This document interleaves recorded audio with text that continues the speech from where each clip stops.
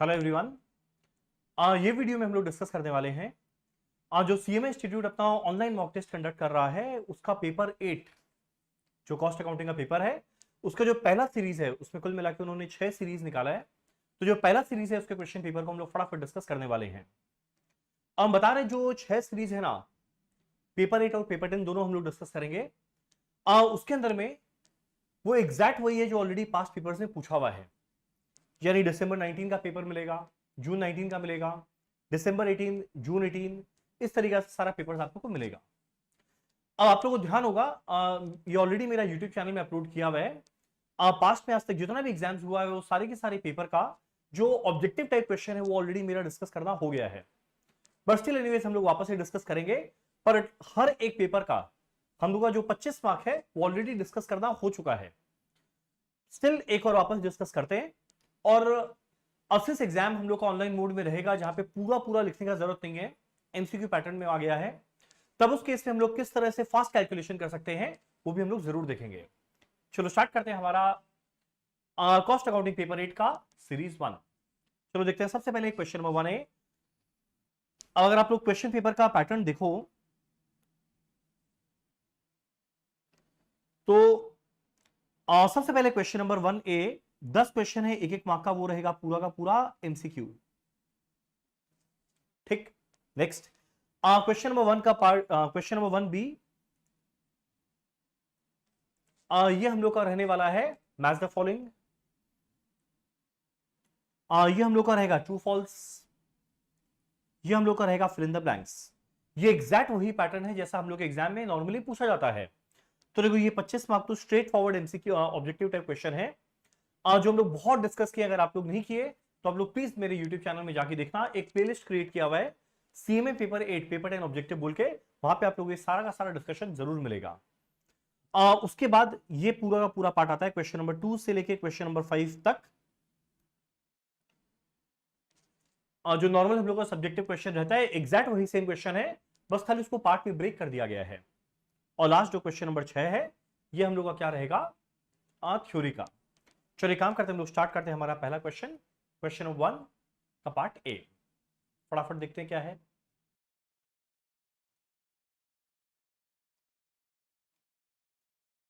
चलो हमारा पहला क्वेश्चन क्या है, joint cost is suitable for 4 तरह का इंडस्ट्री।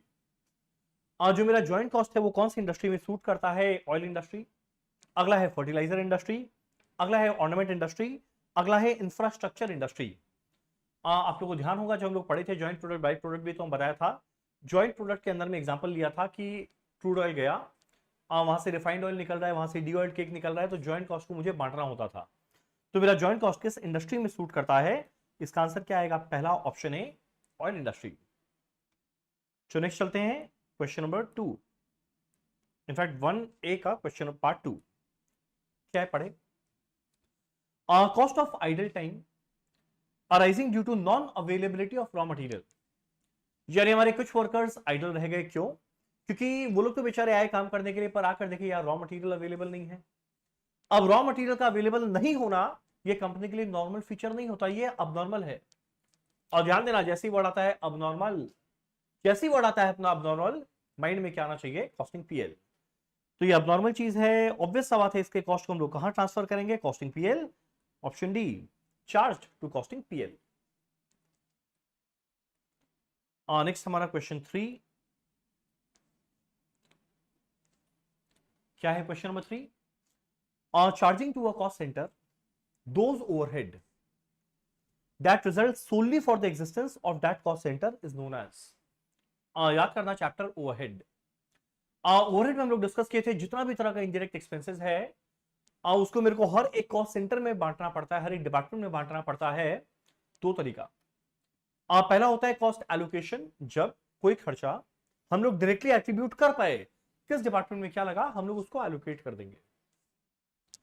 अगला कॉस्ट अपॉर्शनमेंट, क्या रहेगा, मेरा वो खर्चा जो टोटल में लग रहा है, हम लोग डायरेक्टली ट्रेस नहीं कर पा रहे हैं किस डिपार्टमेंट में क्या लगा, उसको मेरे को एक सूटेबल रेशियो में बांटना है। तो देखो यहां पे क्या लिखा है, कॉस्ट सेंटर में उस ओवरहेड को चार्ज करना है जो सोली रिस्पॉन्सिबल है उस खर्चा को लगने की वजह से। तो ऑब्वियस बात है अगर हम लोग डायरेक्टली रिस्पॉन्सिबल बना पा रहे हैं तो उस कॉस्ट को मुझे एलोकेट करना है, तो हम लोग क्या करेंगे, एलोकेशन। डन। चलिए ये था हमारा क्वेश्चन 3। और नेक्स्ट हमारा क्वेश्चन नंबर 4 क्या है, फटाफट देखते हैं। Standard deals with the cost of service cost centre. अब देखो ऐसा है ना, जो कॉस्ट अकाउंटिंग स्टैंडर्ड का क्लास था उसमें हम लोग बहुत डिटेल में डिस्कस किए थे, हर एक के अंदर का बात भी डिस्कस किए थे, पर अब वैसा कुछ आने का चांसेस कम हो गया। रीजन भी, अब सिंस पूरा पेपर एमसीक्यू बन गया, तो जहां तक है एग्जाम के अंदर में अगर आपको सीएएस का नंबर और वो किस चीज से रिलेट करता है उतना ध्यान है, हमारा काम हो जाएगा। तो जो मेरा cost of service cost centre है, आप लोग को याद होगा ये कॉस्ट अकाउंटिंग स्टैंडर्ड 13 इससे डील करता है, तो इसका आंसर क्या आने वाला है, option B. Next question number 5। Question number 5 क्या है, in reconciliation statement income shown only in financial accounts. याद करो जब रिकंसिलिएशन स्टेटमेंट बनाते थे जहां पे प्रॉफिट एज पर फाइनेंशियल को प्रॉफिट एज पर कॉस्टिंग के साथ रिकंसाइल करना पड़ता था, तो अगर बाई चांस पे एक ऐसा आइटम है जो इनकम है खाली फाइनेंशियल में, जो इनकम है खाली फाइनेंशियल अकाउंट्स में, तो सोच के देखो, अगर इनकम आया खाली फाइनेंशियल में तो इससे खाली फाइनेंशियल का प्रॉफिट बढ़ा हुआ रहेगा, कॉस्ट का कम रहेगा। तो फाइनेंशियल का प्रॉफिट बढ़ा हुआ है, कॉस्ट का प्रॉफिट कम है। अगर कोई इनकम खाली फाइनेंशियल में है, इससे फाइनेंशियल का प्रॉफिट ज्यादा रहेगा, कॉस्ट का कम, तो क्वेश्चन उठता है ऐसे प्रॉफिट का क्या करना है। अगर फाइनेंशियल से शुरू करके कॉस्ट पे पहुंचेंगे तो भाई ज्यादा है यहां पे कम है तो उसको लेस करना पड़ेगा, पर वही अगर कॉस्ट से शुरू करके फाइनेंशियल में पहुंचेंगे तो ऐड करना पड़ेगा। तो देखिए ऑप्शन क्या है, added to financial profit, financial के प्रॉफिट में ऐड करना है ना भाई, लेस करना है। Deducted from financial profit, correct, जो फाइनेंशियल प्रॉफिट आया उससे डिडक्ट करना है, उससे लेस करना है, उससे सब्ट्रैक्ट करना है। आंसर क्या रहेगा, ऑप्शन बी। चलो बहुत इजी क्वेश्चन था। नेक्स्ट हमारा question number 6। The most suitable cost system where the product differ in type of material and work perform. ये तो एग्जैक्ट हमारा एक चैप्टर था, जॉब एंड बैच कॉस्टिंग। याद करना, जॉब कॉस्टिंग में हम एग्जांपल दिया था कि मान लो एक पर्टिकुलर कंपनी है जो अलग अलग तरह का चेयर बनाता है, और हर एक कस्टमर आता है और अपने रिक्वायरमेंट के हिसाब से, अपने स्पेसिफिकेशन के हिसाब से एक कस्टमाइज्ड चेयर बनवाता है, तो हर एक का कॉस्ट अलग रहेगा। तब इस तरह के इंडस्ट्री में हम लोग को हर एक जॉब में खर्चा क्या लगा वो आइडेंटिफाई करना जरूरी है, वहां पर क्या लगाएंगे, जॉब कॉस्टिंग। तो देखो most suitable cost system where product differ in type, जहां पे प्रोडक्ट डिफरेंट है in type of material and work performed, वहां क्या लगाएंगे, जॉब कॉस्टिंग। चलो परफेक्ट। और नेक्स्ट हमारा क्वेश्चन नंबर 7 क्या है, जरा देखते हैं। इन प्रोसेस, प्रोसेस कॉस्टिंग का है। 10,000 units are introduced during a period. एक पीरियड में 10,000 यूनिट को इंट्रोड्यूस किए, 10% नॉर्मल लॉस हो गया। अच्छा चलो ठीक है, तो 10,000 का 10% नॉर्मल लॉस हो गया, मतलब 1,000 unit normal loss. Closing WIP 70% complete है, और जो कुल मिला के कितना यूनिट्स है, 1500 यूनिट। क्लोजिंग डब्ल्यूआईपी का 1500 यूनिट है, 70% कंप्लीट है। 7500 units are transferred to next process, अगले प्रोसेस में 7500 यूनिट गया। तो भाई एक बात सोच के देख, 10,000 यूनिट आया था, और ध्यान देना जैसी वर्ड क्लोजिंग डब्ल्यूआईपी आएगा, याद करना जैसी वर्ड क्लोजिंग डब्ल्यूआईपी आएगा मुझे बनाना पड़ता है 3 स्टेटमेंट, ठीक। और देखो यहां पर क्या निकालने बोला है, इक्विवेलेंट प्रोडक्शन कैलकुलेट करने बोला है, यानी पहला टेबल। अब 10,000 यूनिट आया, एकदम आया, यहां से कंप्लीट हो गया, कितना निकला, 7500, कंप्लीट हुआ 7500, ठीक। क्लोजिंग डब्ल्यूआईपी कितना है, 1500 यूनिट, क्लोजिंग डब्ल्यूआईपी है 1500 यूनिट। नॉर्मल लॉस 10% था, नॉर्मल लॉस है 10%। सबसे पहले देख जितना इनपुट आया और जो आउटपुट आया, क्या वो दोनों एक दूसरे के साथ मैच करता है।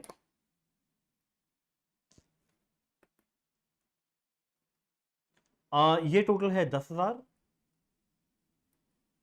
ये टोटल भी है 10,000, एकदम मैच करता है। अब अगला मेरे को चाहिए डिग्री ऑफ कंप्लीशन। कंप्लीटेड के बारे में कभी बोलेगा नहीं, पर ऑब्वियस सा बात है वो 100% कंप्लीट होगा। क्लोजिंग डब्ल्यूआईपी का 70% दिया हुआ था। अब अगला क्वेश्चन उठता है नॉर्मल लॉस। याद करना प्रोसेस कॉस्टिंग में हम लोग डिस्कस किए थे, ये दुनिया में कुछ भी हो जाए नॉर्मल लॉस के अंदर में कभी कुछ नहीं मत लिखना, तो कुछ नहीं लिखेंगे।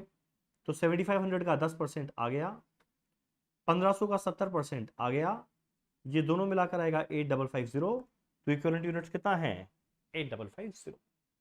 बड़ा इजी क्वेश्चन था। चलो next question number 8, marginal costing. Sales और प्रॉफिट दिया हुआ है फॉर ईयर 2016। ये रहा सेल, ये रहा प्रॉफिट। और 2017 के अंदर में सेल और प्रॉफिट दिया हुआ है इतना और इतना, पीवी रेशियो निकालना है। अनगिनत बार पढ़े हैं। और जब भी कभी दो सेल वैल्यू दिया रहेगा, दो प्रॉफिट दिया रहे, जब भी कभी दो सेल दो प्रॉफिट दिया रहे और मुझे कैलकुलेट करना है पीवी रेशियो, फॉर्मूला क्या बनेगा, change in profit by change in sale into 100। तो चेंज इन प्रॉफिट कितना आएगा, 25,000 और 20,000 का डिफरेंस क्या बनेगा 5,000, divided by change in sale, 170 और 150 का डिफरेंस क्या बनेगा 20,000, परसेंटेज के लिए इंटू 100। अगर आप लोग कैलकुलेट करके देखोगे तो कितना हो जाएगा, 5,000 बाय 20,000 1/4 इंटू 100, 25%। आंसर क्या बनेगा 25%। Very easy. चलो नेक्स्ट हम लोग आते हैं क्वेश्चन नंबर 9 में।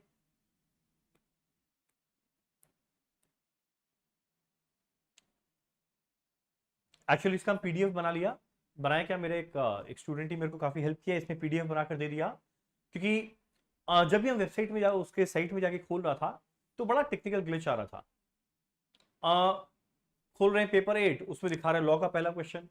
हम बोला यार ये कब से कॉस्ट में आ गया। वापस से खोल रहे हैं कॉस्ट के पेपर, अच्छा रहा है अकाउंट्स का अचानक से एक क्वेश्चन।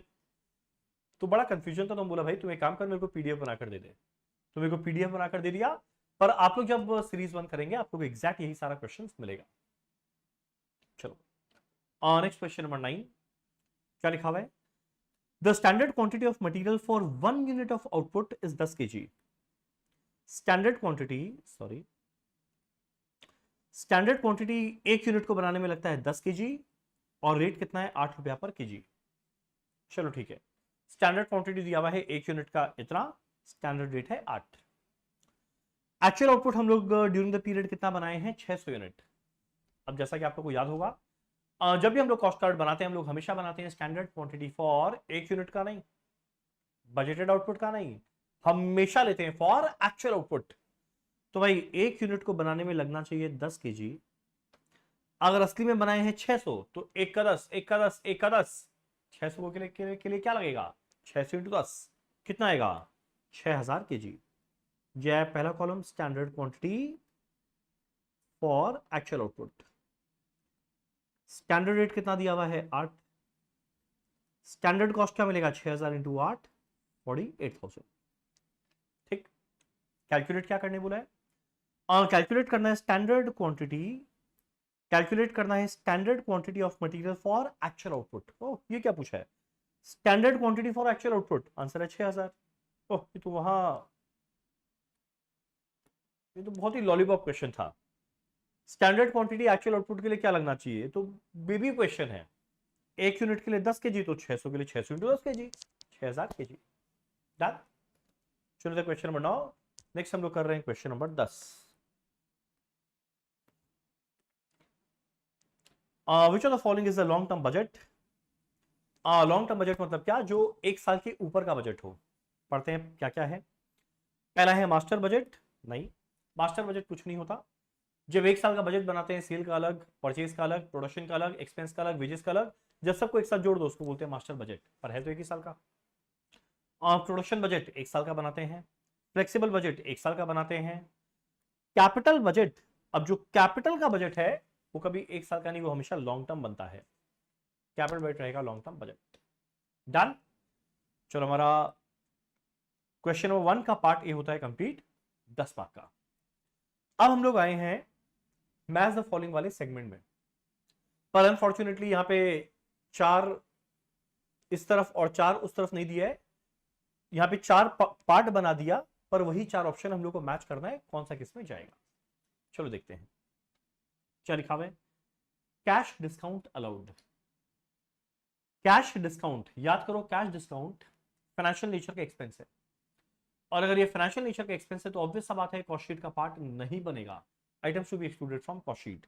तो cash discount allowed, not shown in cost sheet में नहीं दिखाएंगे, but debited to PL account, पर याद करो पीएल में तो दिखाते थे, तो इसका आंसर क्या रहेगा? ए। अगला ऑप्शन है joint cost, imputed cost, decision package. नाम से समझ में आ रहा है ऑब्वियस सा बात है तीनों नहीं हो सकता। ठीक, अब देखते हैं अगला पार्ट, एस्केलेशन क्लॉज। आप लोगों को याद होगा एस्केलेशन क्लॉज किस मेथड ऑफ कॉस्टिंग में पढ़ते थे? Contract costing. तो escalation clause not shown in cost sheet but debited to PL नहीं चलेगा, ये तो ऑलरेडी मैच द फॉलोइंग में जा चुका है पहले वाले में।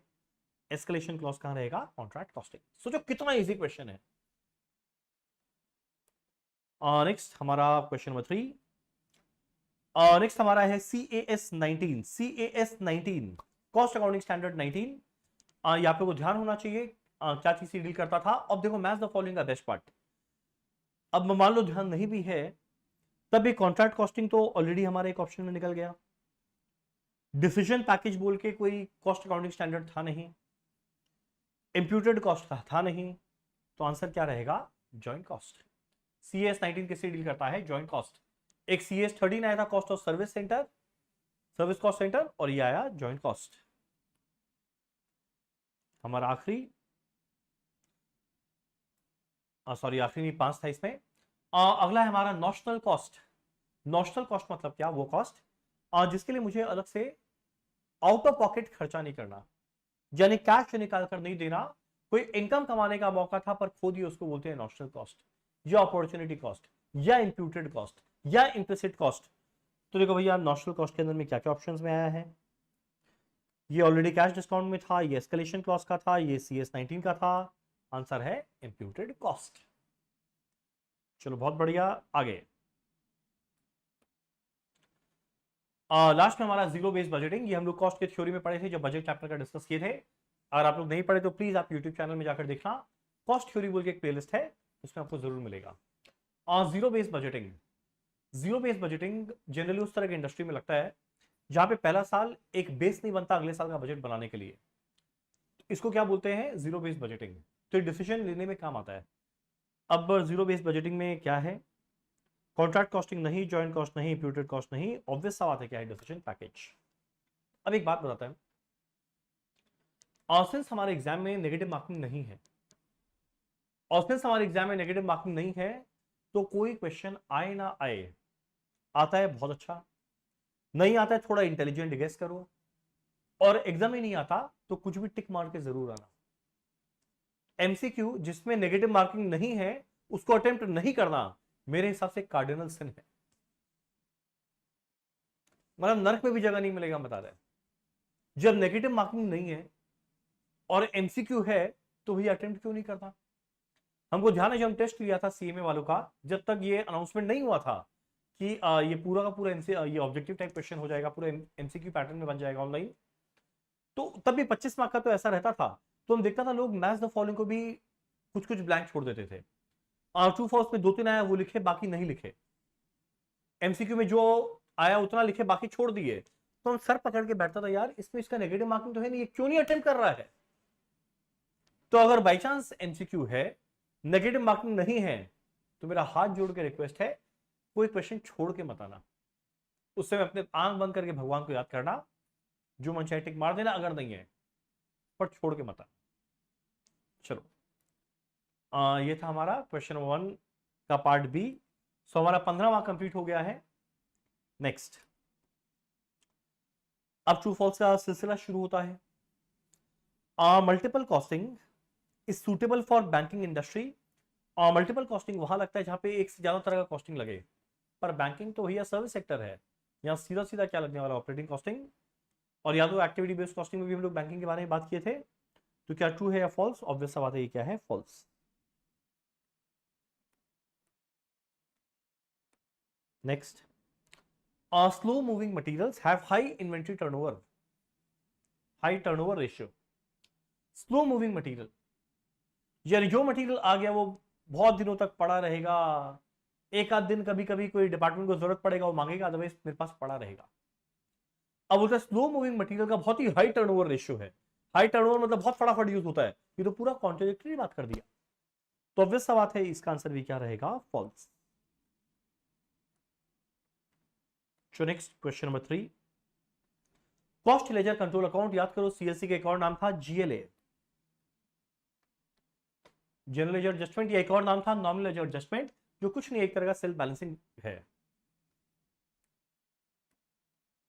सॉरी ये हैंग हो गया थोड़ा।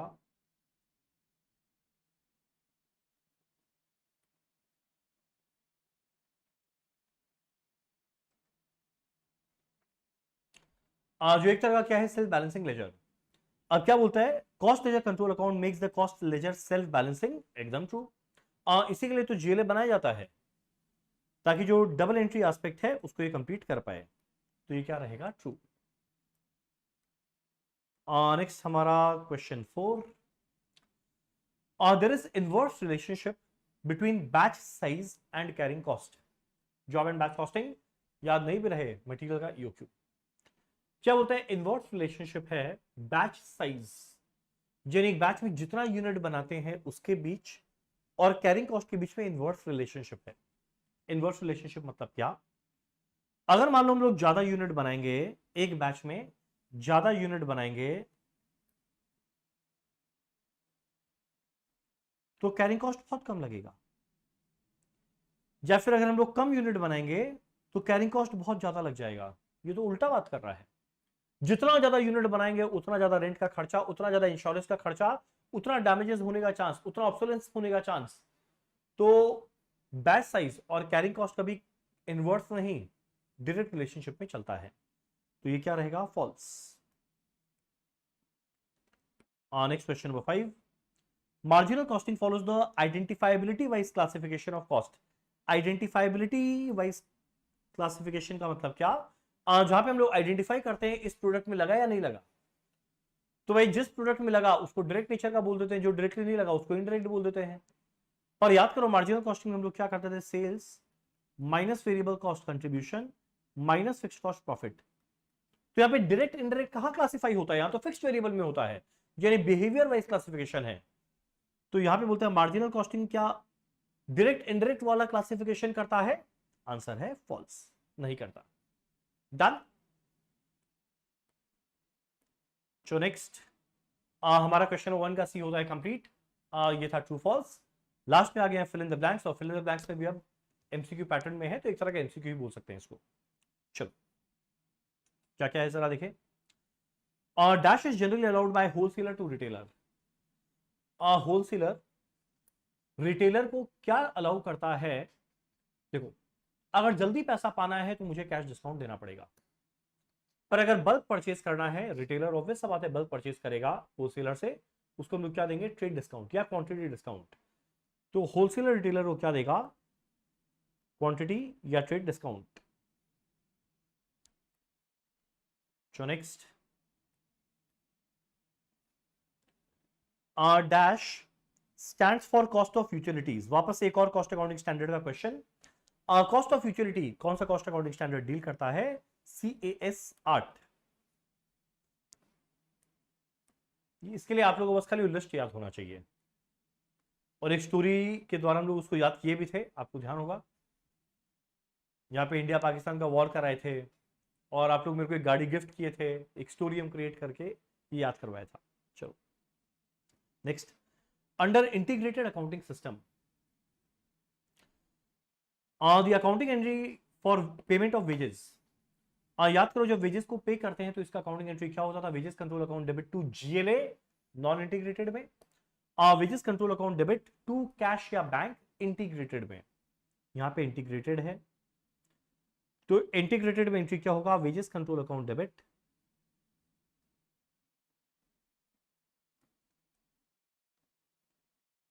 To cash. तो डेबिट किसको करना है, वेजेस कंट्रोल, आंसर क्या आएगा, option B. So next question number 4, क्या बोला है, if actual loss in a process is less than normal loss. अब आगे मत पढ़ो, एक बार अपने आप सोचो, actual loss is less than normal loss, यानी जितना नॉर्मल लॉस सोचे एक्चुअल लॉस उससे कम हुआ।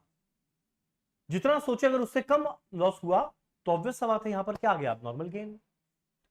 पर वही अगर नॉर्मल लॉस से ज्यादा लॉस हो जाता तो मेरा क्या आता, अब नॉर्मल लॉस। पर भाई यहां पे एक्चुअल लॉस नॉर्मल से कम हुआ है तो थोड़ा अब नॉर्मल गेन हो गया है। तो इसका आंसर क्या आएगा, ऑप्शन बी, अब नॉर्मल गेन। सोचो, इस बात को फील करो, रियलाइज करो ये कितना सिंपल पेपर होता है। एक बार ढंग से थॉरोली पढ़ा हुआ है।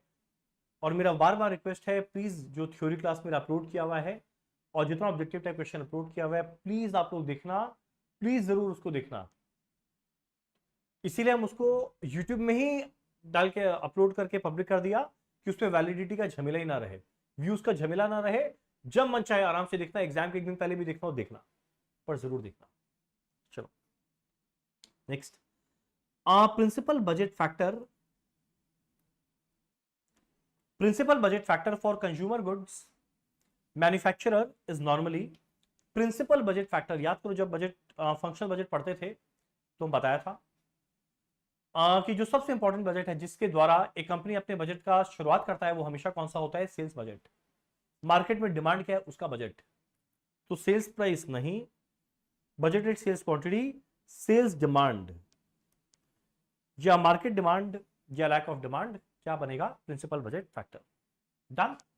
चलो इसी के साथ हमारा 25 मार्क होता है कंप्लीट। अब हम लोग चलते हैं आगे।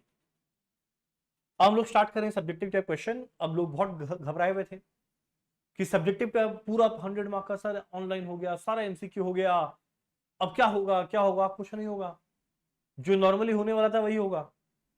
अब क्वेश्चन नंबर 2 का एक जरा अगर तुम लोग देखेगा तो सोचो इस टाइप का क्वेश्चन हम लोग कितना किए हैं। मटेरियल चैप्टर का क्वेश्चन है और ऐसा क्वेश्चन एग्जाम में आता जनरली 6 से 8 मार्क का। और आप लोग देखोगे क्वेश्चन नंबर 2 का पार्ट ए जो है ये 6 मार्क का है, इसमें 3 पार्ट बनाया है 2-2 मार्क का, बस वो करना है। चलो पढ़ते हैं क्या है। पहला लाइन हम हमेशा बोले ईओक्यू वाले के अंदर में पहला लाइन सबसे इंपॉर्टेंट होता है, ढंग से पढ़ना। उससे मेरे को आइडिया लगता है वो जिस प्रोडक्ट के बारे में बात कर रहा है वो रॉ मटेरियल है या फिनिश गुड्स है। चलो, Tremlin limited manufactures a special product.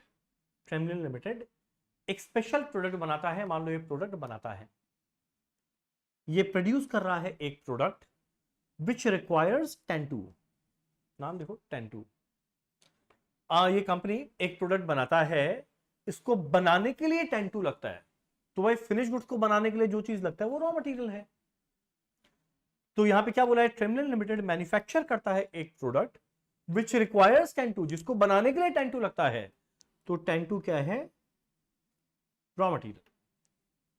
पर वही अगर बाई चांस बोलता Tremlin limited manufactures a special product 10-2 कि ट्रेमलिन लिमिटेड एक स्पेशल प्रोडक्ट 10-2 बनाता है, तब 10-2 फिनिश गुड्स होता। पर यहां पे क्या बोलता है, एक प्रोडक्ट बनाता है जिसको बनाने में 10-2 लगा, माने ये रॉ मटेरियल है। अब क्या क्या दिया है जरा देखते हैं। Monthly demand of 10-2 raw material का, ध्यान देना मंथली डिमांड दिया है। पहले भाई देख ले कैलकुलेट करने क्या बोला हम लोग, ताकि वही सब देखेंगे। कैलकुलेट करने बोला है ROQ यानी EOQ, जिसके लिए A चाहिए, O चाहिए, C चाहिए। ध्यान देना मंथली डिमांड दिया हुआ है रॉ मटेरियल का, पर मेरे को चाहिए एनुअल। तो साल भर के लिए इंटू 12, ये क्या बन जाएगा 90,000, ये आ गया A। अगला O और C, इसके अलावा और कहीं दिमाग मत लगाना। Cost of placing an order, हर एक ऑर्डर को प्लेस करने का कॉस्ट, ये क्या आ गया है O। और रीऑर्डर पीरियड मतलब लीड टाइम, इसका ईओक्यू में कोई काम नहीं है। कॉस्ट पर यूनिट दिया हुआ है 60। आगे carrying cost percentage per annum है 10%, आपको याद होगा हम लोग डिस्कस किए थे। जब भी कैरिंग कॉस्ट रहेगा परसेंटेज में, इसको हम लोग हमेशा क्या चीज से मल्टीप्लाई करेंगे, कॉस्ट पर यूनिट, वो है 60। 60 का 10% कितना बन जाएगा 6। तो भाई ये रहा A, ये रहा O, ये रहा C। कैलकुलेट करना है EOQ, फॉर्मूला क्या होगा, √2 into A into O divided by C। Calculate करके देखना है ये कितना आएगा। ये आया है 3872.98, 3872.98, यहां सब डेसिमल नहीं है, राउंड ऑफ है, तो 3873 आंसर हो गया ऑप्शन बी। Very easy. चलो नेक्स्ट। अब वही सेम क्वेश्चन चलेगा, अलग अलग पार्ट है। पहले वाले में जैसे ईओक्यू था, अब यहां पे जो बोले ना बस उस पर फोकस करो। Minimum stock level, minimum stock level का पहले फॉर्मूला क्या था वो लिखेगा, उसके बाद ऊपर जाएगा। मिनिमम स्टॉक लेवल का फॉर्मूला क्या था? Reorder level. याद करो, मिनिमम स्टॉक लेवल वो स्टॉक लेवल है जो हम लोग का हमेशा मेंटेन करते हैं at all times under normal circumstance. तो स्टार्ट करेंगे आरओएल माइनस क्या करेंगे, normal consumption into normal lead time. ठीक। अब रीऑर्डर लेवल अगर दिया रहे तो बहुत अच्छा, नहीं दे तो याद करो रीऑर्डर लेवल का फॉर्मूला मैक्स इनटू मैक्स। अब मैक्सिमम कंजम्पशन क्या है, मैक्सिमम यूसेज ये रहा। मैक्सिमम लीड टाइम या रीऑर्डर पीरियड क्या है, 5 से 8 में 8, तो 750 into 8 minus normal into normal. Normal usage है 500,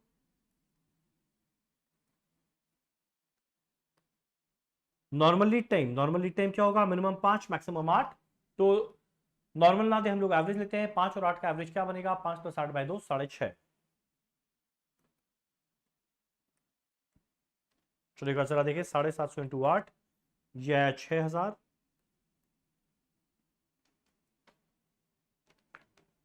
500 इंटू 6.5 यह 3250। कैलकुलेट करके देखते हैं कितना बन जाएगा, 2750 यूनिट्स। डन। चलो बहुत इजी था। वही सेम क्वेश्चन चल रहा है। देखो निकालने क्या बोला है, क्या निकालने बोला है, मैक्सिमम स्टॉक लेवल फॉर्मूला लिख दे। मैक्सिमम स्टॉक लेवल का फॉर्मूला था, स्टार्ट करेंगे आरओएल। याद करो स्टॉक रहेगा मैक्सिमम जब यूज रहेगा कम से कम, तो माइनस करेंगे minimum consumption into minimum lead time, plus करेंगे आरओक्यू या फिर ईओक्यू। आरओएल जस्ट पिछले वाले पार्ट में निकाले थे, कितना निकाले थे आरओएल भाई, आरओएल कितना था, 6000। चलो यहां लिखते हैं 6000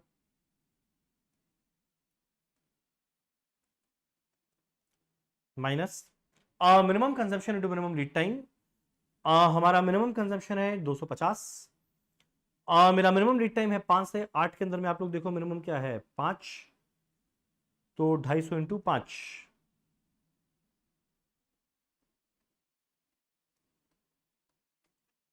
प्लस आरओक्यू या ईओक्यू हमारा पहला पार्ट में निकाले थे 3873। तो अगर आप लोग कैलकुलेट करो ये कितना बच जाएगा, 8623 यूनिट्स, 8623 यूनिट्स। डन। चलो चलो हमारा वो वाला क्वेश्चन खत्म होता है 2 का पार्ट ए। तो देखो हम लोग यहां पे क्या क्या कर लिए, हम लोग ऑलरेडी 31 मार्क्स अटेम्प्ट कर चुके हैं। चलो अब हम लोग कर रहे हैं क्वेश्चन नंबर 2 का पार्ट बी, ये है 7 मार्क का। पढ़े क्या लिखा हुआ है, ये ओवरहेड का है। Sonata limited has 3 production departments and 2 service departments. ठीक है। The overhead distribution sheet showed the following total. Production department है 3, एबीसी जिसका ओवरहेड दिया हुआ है, सर्विस डिपार्टमेंट है 2, एसटी जिसका ओवरहेड दिया हुआ है। बहुत अच्छा बात है। क्या करना है, the company uses the simultaneous equation method for apportionment and distribution of cost of service department। याद करो सर्विस डिपार्टमेंट के ओवरहेड को मुझे फिर से बांटना पड़ता है प्रोडक्शन डिपार्टमेंट के बीच में, और यहां पे लोग कौन सा मेथड लगाने बोला है, साइमल्टेनियस इक्वेशन मेथड। क्या रेशियो रहेगा दिया हुआ है, एस को हम लोग बांटेंगे सबको, सब डिपार्टमेंट के बीच में कौन से रेशियो में, ये रहा, और टी को बांटेंगे इस रेशियो में, और उसके बेसिस पे मेरे को बहुत सारा ये आंसर्स देना है। ठीक है। क्या है पहला question, simultaneous equation method for apportionment and distribution of cost of service department is also known as. अब एक चार ऑप्शन पढ़ो, अपने आप समझ में आएगा। साइमल्टेनियस इक्वेशन मेथड याद करो, एक था डायरेक्ट डिस्ट्रीब्यूशन, एक था रेसिप्रोकल नॉन रेसिप्रोकल। रेसिप्रोकल में आता था step ladder step distribution and simultaneous equation. तो याद करो साइमल्टेनियस इक्वेशन किसका पार्ट बनता है, रेसिप्रोकल मेथड का। पहला पार्ट कंप्लीट, बहुत अच्छा बात है। नेक्स्ट वही सेम क्वेश्चन चल रहा है, कैलकुलेट करने क्या बोला है, कैलकुलेट करने बोला है total overhead of department A after secondary distribution यानी रीअपोर्शन होने के बाद। अब मुझे यहां पे कैलकुलेशन थोड़ा करना पड़ेगा, चलो कर लेंगे, कोई घबराने का बात नहीं है। एबीसी का 25, 31, 28, 8,000, 13,900। मेरे पास जगह है, ओ बहुत जगह है यहाँ पे, यहीं पे कर लेंगे चलो।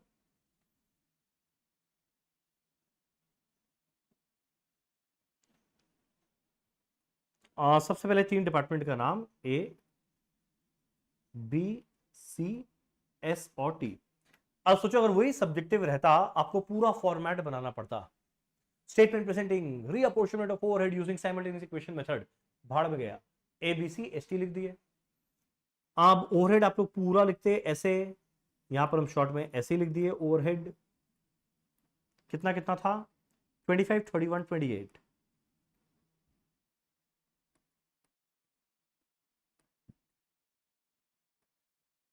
Twenty five 31, 28। एसओटी का कितना है, 8,000, 13,900।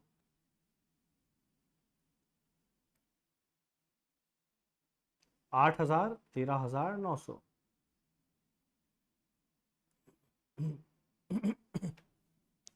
ठीक। अब मेरे को क्या करना है, एस और टी को बांटना है एबीसी के बीच में, पर यहां पे क्या लगाने बोला है, साइमल्टेनियस इक्वेशन मेथड। चलो जरूर लगाएंगे। साइमल्टेनियस इक्वेशन मेथड में याद करो वहां पे हम लोग क्या करते थे, एस के टोटल ओवरहेड को मान लेंगे एक बार का एक्स,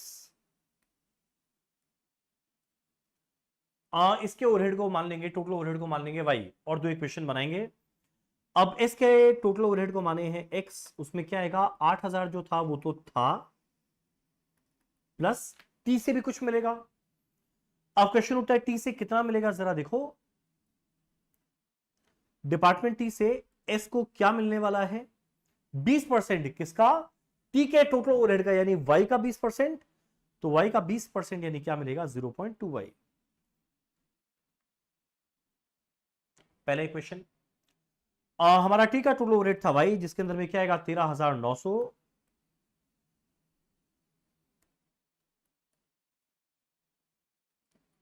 प्लस एस से भी कुछ मिलने वाला है। क्वेश्चन उठता है एस से क्या मिलने वाला है, जरा देखना, एस से क्या मिलने वाला है, टी को 10%। किसका, एस का टोटल ओवरहेड का, एस का टोटल ओवरहेड एक्स था, उसका 10% कितना आएगा, 0.1x। ये आएगा 0.1x। डन। अब दो इक्वेशन बना, एक्स और वाई का वैल्यू सॉल्व कर ले, और जैसे ही सॉल्व हुआ, यकीन मानो अगला तीनों पार्ट हो जाएगा। चलो सॉल्व करें जरा इसको। एक काम करते हैं, एक्स के अंदर में ये पूरा का पूरा वैल्यू पुट कर देते हैं, एक्स की जगह ये पूरा लिख देते हैं।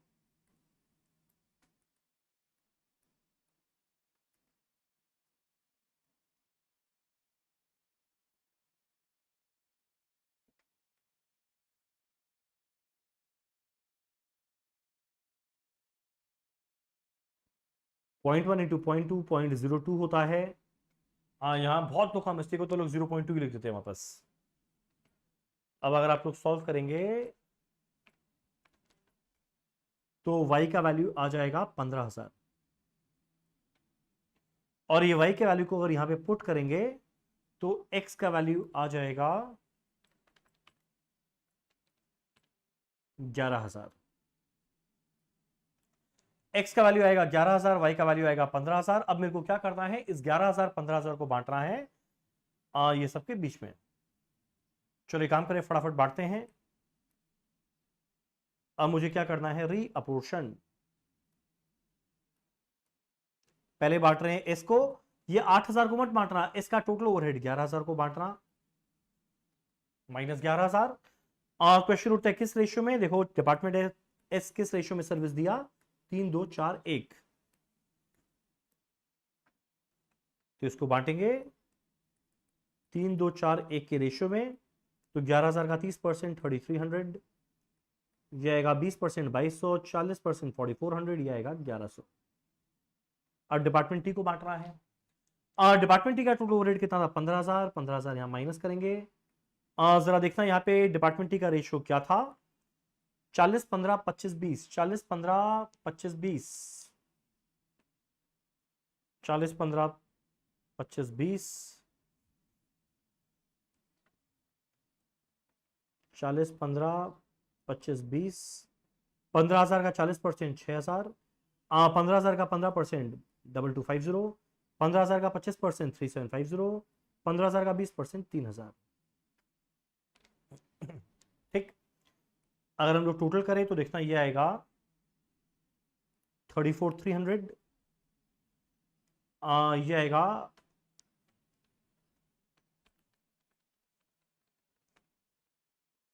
35,450, ये आएगा 35,750, ये दोनों बन जाएगा 0 0। डन। अब जरा देखो मेरा पहला पार्ट में क्या बोला है यहाँ पे।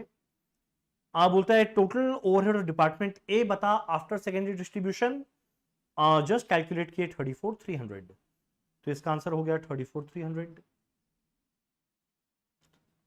अब यहां बोलते हैं बी का बता, तो देख भाई बी का कितना निकाले थे? 35,450, 35,450। फिर अगले में बोलेगा सी का बता, सी का बता, सी का कितना निकाले थे? ओ सॉरी सॉरी सॉरी, ये मेरा मिस्टेक था।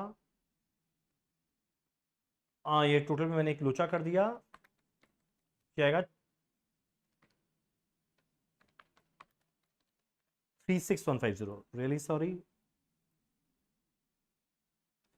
सी का आएगा 36,150, सी का आएगा 36,150। ठीक, सोच के देखो ये 7 मार्क का क्वेश्चन था, बड़ा इजी था। चलो इसी के साथ हमारा एक क्वेश्चन भी होता है खत्म। अब हम लोग का आता है question number 3।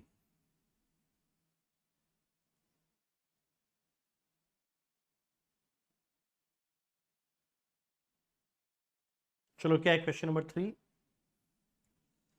The following information is available from the financial books of FAQ Limited having a normal capacity of 60,000 unit for year ending 31st मार्च 2018। ये क्वेश्चन का नंबर देख के मुझे ध्यान आ गया, exact same question same number के साथ हमारा ऑलरेडी किया हुआ है कॉस्ट अकाउंटिंग रिकॉर्ड चैप्टर में। चलो एनीवेज यहाँ पे भी करते हैं, पढ़ लेते हैं। पहला लाइन में काम का बात क्या था? कैपेसिटी दिया हुआ है 60,000 यूनिट, ठीक है। करंट ईयर में सेल वैल्यू दिया हुआ है 10,50,000 यूनिट, कोई ओपनिंग कोई क्लोजिंग स्टॉक नहीं है, बहुत अच्छा बात। डायरेक्ट मटेरियल दिया हुआ है 5 lakh, direct wages 250, actual factory expense है 1,50,000 जिसमें 60% फिक्स्ड है यानी 40% वेरिएबल है। एक्चुअल एडमिनिस्ट्रेटिव एक्सपेंस है 45,000 जो कंप्लीटली फिक्स्ड है। Actual selling and distribution expense है 30,000 जो जिसमें 40% फिक्स्ड है। इंटरेस्ट एंड डिविडेंड रिसीव्ड है 15,000।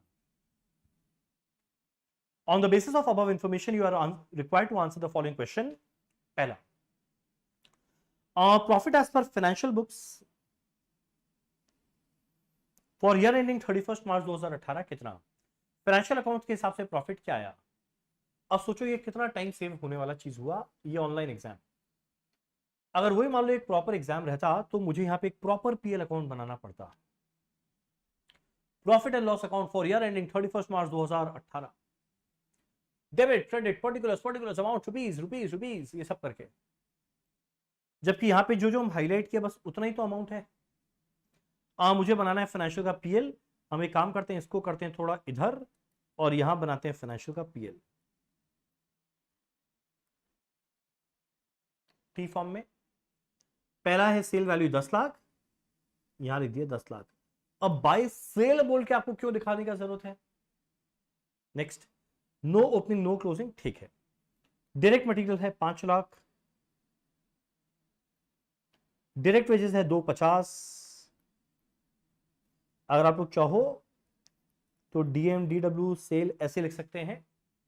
पर अगर मतलब वो देखो इंडिविजुअल टू इंडिविजुअल डिपेंड करता है। टाइम है, अगर आप लोग चाहो तो लिख भी सकते हैं, पर फालतू चीज में मेरा ऑब्जेक्टिव है टाइम वेस्ट नहीं करके आपको जो एक्यूरेसी है उस पर ज्यादा फोकस करना चाहिए। एक्चुअल फैक्ट्री एक्सपेंस है 1.5 लाख, जिसमें 60% फिक्स्ड है, बाकी वेरिएबल। अब फिक्स्ड हो या वेरिएबल, पीएल में तो दोनों आएगा। ध्यान दो, पीएल में रेंट भी आता है, पीएल में पावर कॉस्ट भी आता है। रेंट फिक्स्ड कॉस्ट है, पावर कॉस्ट वेरिएबल कॉस्ट है, तो पूरा 150 आएगा। एडमिनिस्ट्रेशन एक्सपेंसेस है 45,000, ये आएगा। सेलिंग एंड डिस्ट्रीब्यूशन एक्सपेंस है 30,000, ये आएगा। इंटरेस्ट एंड डिविडेंड रिसीव्ड है 15,000, ये यहां पर जाएगा। अब सीधा निकालते हैं, प्रॉफिट आया या लॉस आया।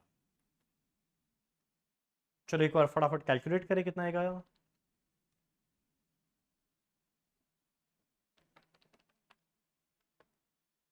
प्रॉफिट आया 40,000। तो मेरा पहला पार्ट क्या है, profit as per financial books कितना होना चाहिए, 40,000। बड़ा इजी। पर वही अगर ये पूरा क्वेश्चन रहता तो आपको इस तरीका से बनाने से काम नहीं चलता, आपको पूरा बनाना पड़ता, टाइम वेस्ट होता, पर होता उपाय नहीं है। चलो वही सेम क्वेश्चन है, वापस से पढ़ने में टाइम वेस्ट नहीं करेंगे। पार्ट 2 में निकालने क्या बोला वो देखते हैं। पहले वाले में प्रॉफिट एज पर फाइनेंशियल बोला है, यहां बोलता है profit as per cost account for year ended 31 March 2018 क्या होगा। अज्यूमिंग जितना भी इनडायरेक्ट एक्सपेंसेस है उसको एब्जॉर्ब कर रहे हैं on the basis of normal capacity, यानी जितना भी ओवरहेड है फिक्स्ड नेचर का उसको एब्जॉर्ब करना है कैपेसिटी के रेशियो में। चलो ठीक है। अब कॉस्ट अकाउंट का प्रॉफिट निकालना है, उसके लिए मुझे बनाना पड़ेगा कॉस्ट शीट। बना लेंगे, उसमें क्या घबराने का बात है, बनाएंगे।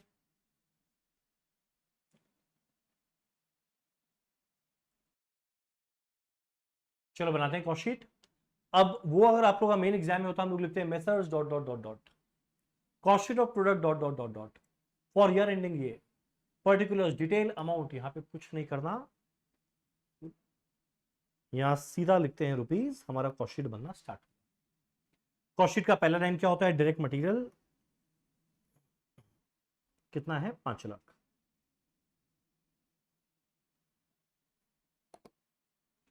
नेक्स्ट है डायरेक्ट वेजेस कितना है, 250।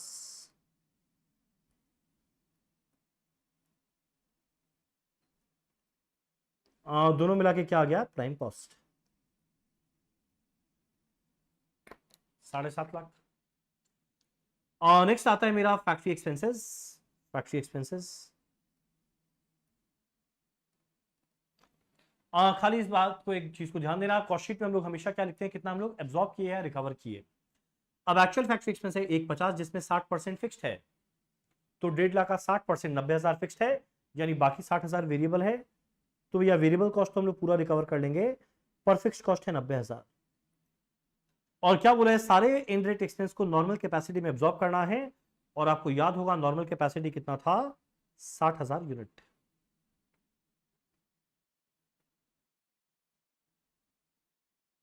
यानी शुरू में 90,000 सोचे, जब कितना यूनिट बनने वाला है 60,000, यानी पर यूनिट निकाले 1.5 रुपया करके एब्जॉर्ब करना है। एक्चुअल में कितना यूनिट बनाकर बेचे, जरा देखो यहां पे लिखा है, कितना बनाकर बेचे, 50,000। तो 90,000 सोचे 60,000 यूनिट के लिए, तो पर यूनिट 1.5 रुपया रिकवर करेंगे, तो 50,000 में कितना रिकवर करेंगे। अगर आप लोग ये कैलकुलेट करो कितना आ जाएगा, 1,35,000।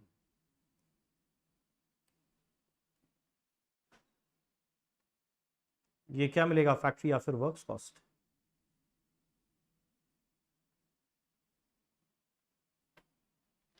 डन। नेक्स्ट हमारा एडमिनिस्ट्रेशन एक्सपेंस है 45,000, जो बोलते हैं पूरा फिक्स्ड नेचर का है। तो भैया पूरा फिक्स्ड नेचर का है, तो हम लोग एडमिन एक्सपेंस लेते हैं 45,000।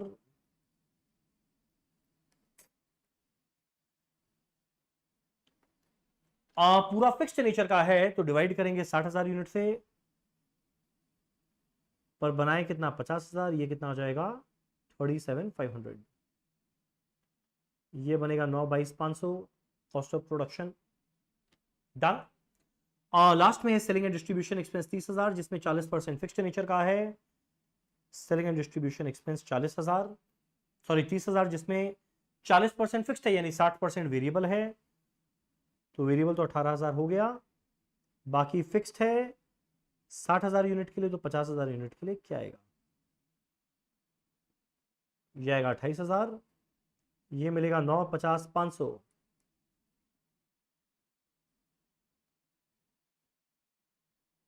कॉस्ट ऑफ सेल,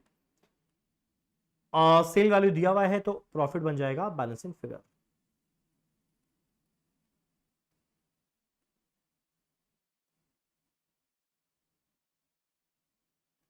जाएगा 49,500। तो आंसर क्या बनेगा? 49,500। डन।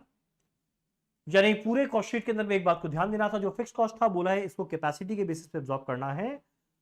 इसीलिए फिक्स कॉस्ट को पहले कैपेसिटी से डिवाइड किए, मुझे मिला पर यूनिट कितना रिकवर करना है, जितना यूनिट बना के बेचे उतना रिकवर कर लिए। डन। चलो नेक्स्ट यहां पे वही सेम क्वेश्चन चल रहा है। अब बोलता है factory expenses under charge in cost accounts for reconciliation statement कितना? फैक्ट्री एक्सपेंस अंडर चार्ज कितना रह गया? अच्छा जी, देखते हैं। खाली फैक्ट्री एक्सपेंस को देखना। एक्चुअल फैक्ट्री एक्सपेंस कितना लगा था? 150, पर रिकवर कितना किए हैं? 135।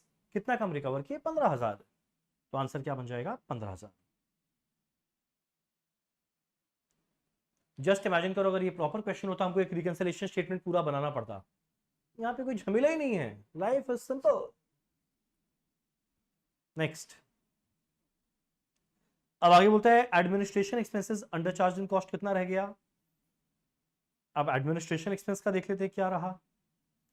एडमिन एक्सपेंस था 45,000,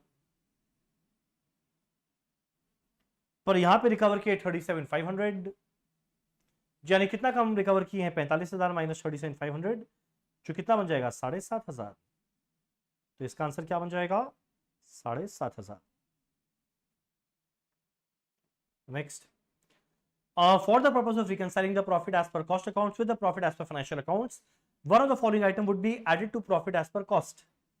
यानी जो मेरा प्रॉफिट आया हुआ है एज पर कॉस्ट, उसमें हम लोग को एक चीज को ऐड करना पड़ेगा, तब फाइनेंशियल में पहुंचेंगे। कॉस्टिंग से फाइनेंशियल में जाएंगे, ऐड करना है, यानी कोई एक चीज है जिसकी वजह से कॉस्ट का प्रॉफिट कम, फाइनेंशियल का ज्यादा है। और याद करो फाइनेंशियल में ज्यादा किस वजह से आया था? याद है पीएल में क्रेडिट में था इंटरेस्ट एंड डिविडेंड रिसीव्ड, जो कॉस्ट में तो नहीं है पर फाइनेंशियल में है। तो आंसर क्या आएगा? Interest and dividend received. इसी के साथ हमारा क्वेश्चन नंबर 3 का पार्ट ए भी होता है कंप्लीट। यकीन मानो अगर ये सेम क्वेश्चन एग्जाम में आता तो आप लोग इससे कई ज्यादा टाइम लग जाता, तो हम लोग कितना फटाफट सॉल्व कर लिए। सो ऑनलाइन एग्जाम को लेके एटलीस्ट प्रैक्टिकल सब्जेक्ट में कोई चाप वाला बात नहीं है, आप लोग का टाइम डेफिनेटली बचेगा। चलो क्वेश्चन नंबर 3 का पार्ट बी क्या लिखा हुआ है? डिग्निटी लिमिटेड मैन्युफैक्चर करता है एंड सेल करता है 200 टाइपराइटर्स इन द ईयर 2017। ठीक है, 200 यूनिट बेच रहा है और ट्रेडिंग पीएल बनाकर दिया हुआ है। क्या दिया हुआ भैया? मटेरियल लगा, वेजेस लगा, मैन्युफैक्चरिंग चार्जेस, सेल वैल्यू दिया हुआ है, जीपी आया, management expense, general expense, rent, rates and taxes, selling expense, net profit दिया हुआ है। करना क्या भाई ये बता। फॉर द ईयर 2018, अगले साल के लिए कुछ कुछ चेंजेस आ रहा है। क्या आ रहा है? बोलता है 200 टाइपराइटर की जगह ये कितना टाइपराइटर बेचने वाला है? 300। ठीक है, जो मेरा मटेरियल का प्राइस है वो 25% बढ़ जाएगा एज कंपेयर टू पिछला साल। ठीक है, वेजेस पर यूनिट 10% बढ़ जाएगा। Manufacturing charges will increase in proportion to combined cost of material and wages, यानी मटेरियल वेजेस जोड़ के जितना कॉस्ट आया उस समय जो मैन्युफैक्चरिंग एक्सपेंस था वो उसी प्रोपोर्शन में बढ़ेगा। देखो मटेरियल वेजेस बढ़ा ना, तो पहले टोटल जितना था और अभी जितना टोटल है, जितना परसेंट ये बढ़ाना उतना ही मैन्युफैक्चरिंग एक्सपेंस भी बढ़ जाएगा। सेलिंग एक्सपेंस पर यूनिट रहेगा अनचेंज्ड यानी सेम, और other expenses will remain unaffected by the rise in output. बाकी सारा खर्चा अनअफेक्टेड यानी इसको कोई फर्क नहीं पड़ेगा, फिक्स्ड नेचर का है। On the basis of above information you are required to answer the following question. पहला, on preparation of a cost sheet for year 2017 show a profit per unit. बोलते हैं अगर दो सॉरी ध्यान देना, ये सारा 2018 का था। बोलता है 2017 में प्रॉफिट पर यूनिट कितना आएगा। 2017 में प्रॉफिट पर यूनिट 45,000 का प्रॉफिट था जब कितना यूनिट बेच रहे थे 200। तो प्रॉफिट पर यूनिट क्या आएगा 45,000 बाय 200। सोचो इतना लंबा चौड़ा क्वेश्चन था और ये पार्ट कितना लॉलीपॉप था। 45,000 बाय 200 कितना आएगा 225 रुपया पर यूनिट। टिक मार दो, बड़ा इजी था। अब वापस क्वेश्चन पढ़ने मत बैठ जाना, खाली निकालना क्या है। अब आगे बोलते हैं क्या निकालना है, expected material cost per unit for 2018। अब 2018 का मुझे ढंग से प्रॉपर कॉस्ट शीट बनाना पड़ेगा। तो चलो एक काम करते हैं, 2018 का ढंग से प्रॉपर कॉस्ट शीट बनाते हैं। पास पास में बनाते हैं 2017 2018 ताकि इजी रहे। और एक चीज हम आपको बार बार पूरे कॉस्ट में बोला, जैसे कोई फिक्स कॉस्ट रहेगा हमेशा टोटल में रखना, जैसे कोई वेरिएबल कॉस्ट रहेगा हमेशा पर यूनिट में रखना। फिक्स कॉस्ट में जो भी बदलाव आएगा हमेशा टोटल में आएगा, वेरिएबल कॉस्ट में जो भी बदलाव आएगा हमेशा पर यूनिट में आएगा। होपफुली आपको याद होगा ये वाला बात। चलो मैं काम करते हैं, हम बनाते हैं 2017 एंड 2018 का।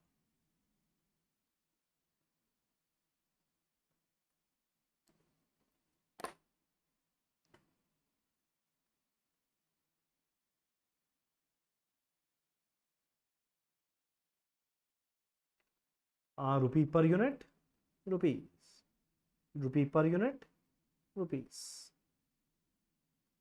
ठीक। पहला क्या है मटेरियल 1,20,000। पहले फर्स्ट ईयर का लिख देते हैं।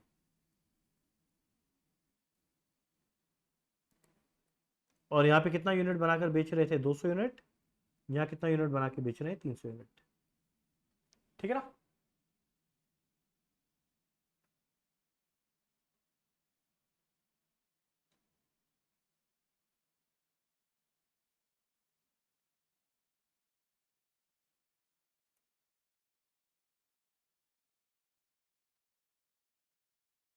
आ, 1,20,000 200 यूनिट के लिए था, तो पर यूनिट कितना आएगा भाई 600।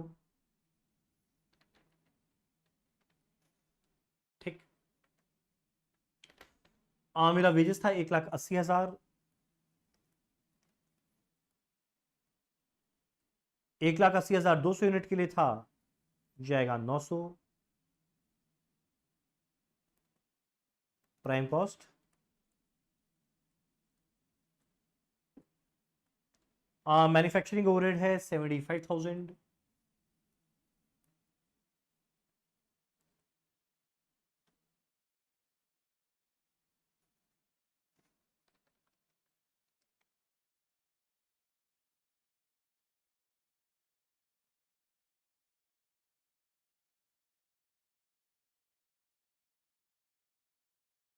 चलो यहां तक हो गया। अब देखो ऐसा था ना, आपको याद होगा नीचे लिखा था ये सब के बारे में अलग से बोला था, सेलिंग के बारे में बोला था, और बाकी सब अदर एक्सपेंस यानी एडमिन एक्सपेंस बोल के निकल जाएगा। 90 + 30 1,20 और 15 1,35,000।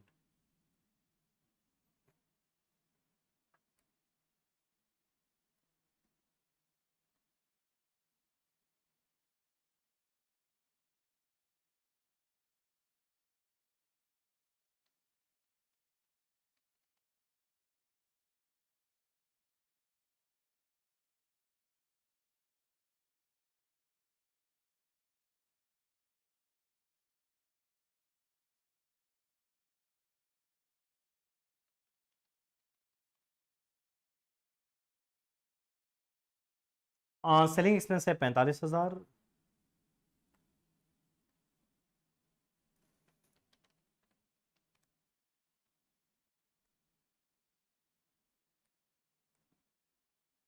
ये है मेरा टोटल कॉस्ट।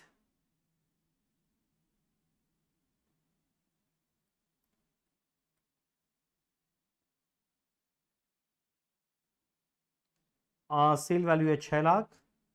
प्रॉफिट कितना है 45,000।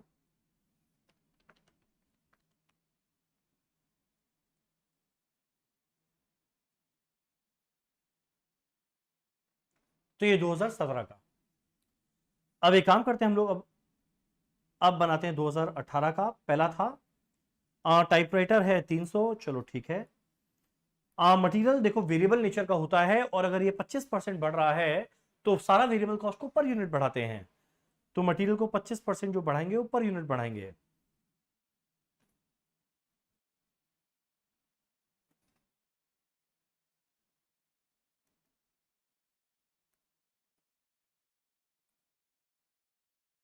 तो पहले था 600, इसका 25% बढ़ा देंगे, क्या बन जाएगा 750।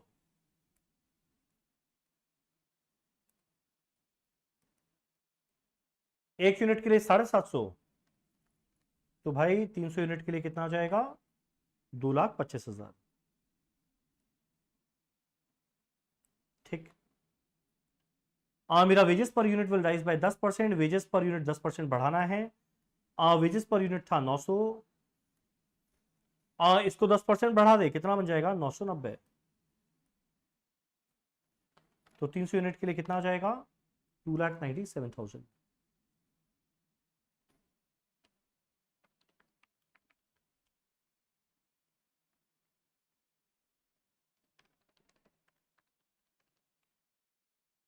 ये बनेगा 5,22,000। ठीक। मैन्युफैक्चरिंग एक्सपेंस के बारे में क्या बोला था, manufacturing charges will increase in proportion to combined cost of material and wages. यानी बोलता है भाई जितना मेरा मटेरियल वेजेस जिस प्रोपोर्शन में बढ़ा, उसी प्रोपोर्शन में मेरा मैन्युफैक्चरिंग एक्सपेंस भी बढ़ जाएगा। तो एक काम करते हैं ना, सीधा पहले परसेंटेज निकाल देते हैं। देखो मेरा मैन्युफैक्चरिंग एक्सपेंस 75,000 था जब मटेरियल वेजेस मिला के 3 लाख था, यानी कितना परसेंट आएगा, 75,000 डिवाइड बाय 3 लाख,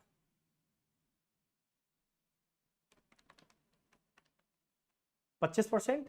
और बोलते हैं सेम प्रोपोर्शन में रह जाएगा, तो 5,22,000 का 25%, अगर हम लोग कैलकुलेट करें कितना बन जाएगा, 1,30,500।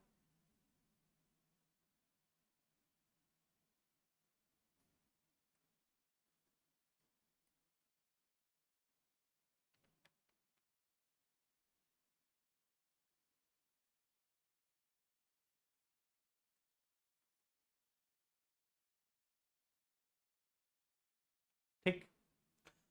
और मेरा अदर एक्सपेंस बोला रहेगा सेम इन टोटल में, सेम रहेगा, यानी फिक्स कॉस्ट 1,35,000 सेम रहेगा। पहले 200 यूनिट के लिए था, अब ये हो गया 300 यूनिट के लिए, तो ये रेट हो जाएगा 450। 1,35,000 डिवाइड बाई 300। एक बार जरा इसको ऐड करके देखिए कितना आएगा, ये 2,625, ये बनेगा 7,87,500। सेलिंग एक्सपेंस के लिए बोला था, सेलिंग एक्सपेंसेस पर unit will remain unchanged.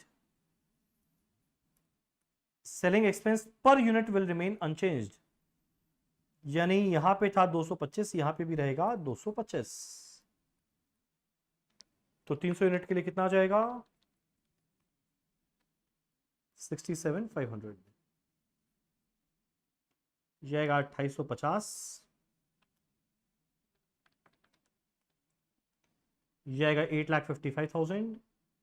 Selling price per unit 300 था, तो ये बन जाएगा 9 लाख, ये बनेगा 45,000। तो मेरा प्रॉफिट आ जाएगा 150 रुपया पर यूनिट। डन। कितना सिंपल था ये।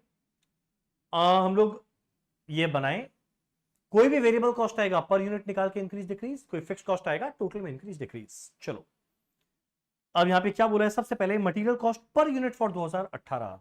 अब सब आपको इस टेबल में मिल जाएगा। 2018 मटेरियल कॉस्ट पर यूनिट कितना आएगा, 750। तो इसका आंसर क्या आया, ए 750। क्वेश्चन सेम है, क्या पार्ट में बोला बस वो देखते हैं। Manufacturing expenses per unit 2018, manufacturing expenses per unit 2018, चलो देख लेते हैं। मैन्युफैक्चरिंग एक्सपेंसेस पर यूनिट 2018 कितना आएगा, 435। सीधा आंसर आएगा 435 रुपया per unit. Very easy. Next question से मैं क्या निकालना है, यहां बोलता है प्रोजेक्टेड सेल प्राइस फॉर 2018 बता to earn a profit of 10% on sale. बोलता है बताओ 2018 में सेल क्या होना चाहिए अगर इस कंपनी को कमाना है 10% ऑन सेल। 10% ऑन सेल का मतलब क्या, 10/100, 1/10 on sale, 1/9 on cost, 1/10 on sale, 1/9 on cost. तो भाई जितना प्रॉफिट था, जितना कॉस्ट था, बोलते हैं इसका 1/9 प्रॉफिट कमाना है, तो बताओ सेल क्या होगा। तो चलो 1/9 प्रॉफिट कमाना है तो निकाले 8,55,000 डिवाइडेड बाय 9, कितना बन जाएगा ये 95,000। इसमें 95,000 ऐड करेंगे प्रॉफिट, तो सेल वैल्यू कितना बन जाएगा 9,50,000। तो सेल वैल्यू कितना आ जाएगा 950।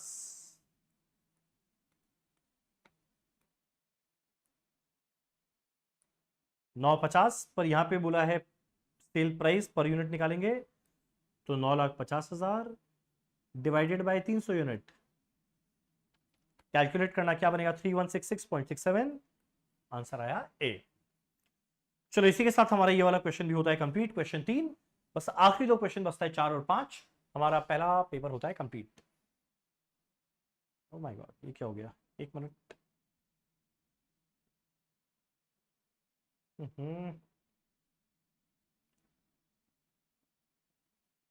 सो देखो अभी तक हम लोगों ने कितना कर लिया, 10,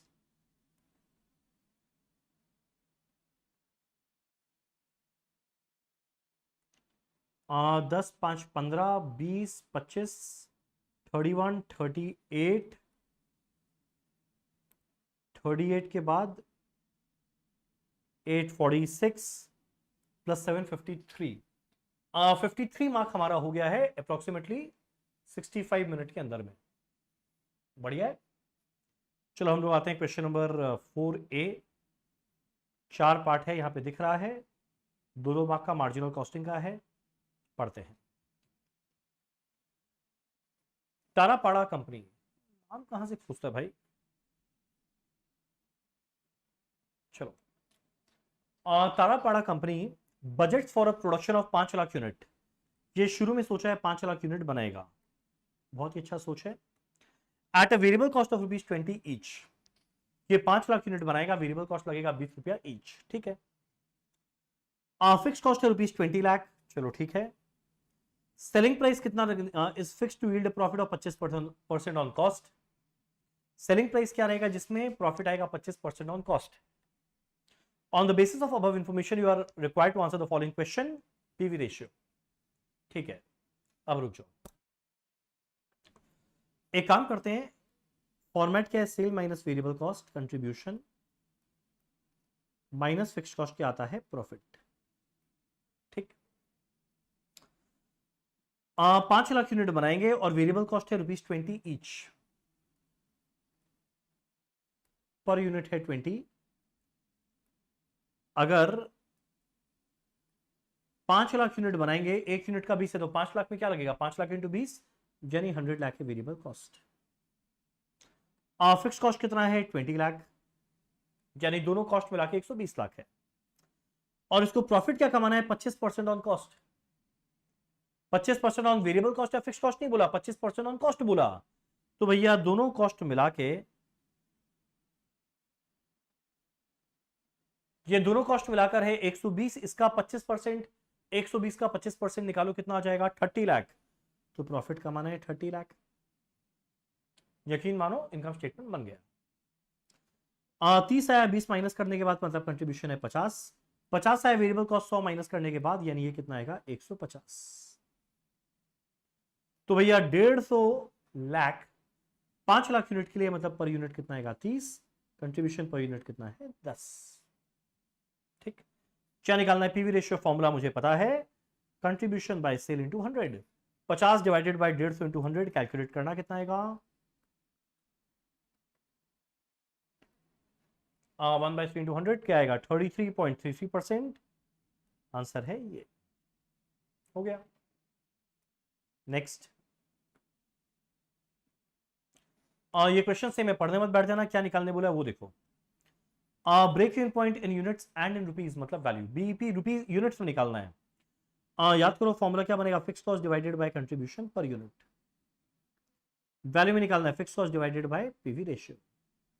चलो ठीक है, फिक्स कॉस्ट कितना दिया हुआ था, कितना दिया हुआ था भाई,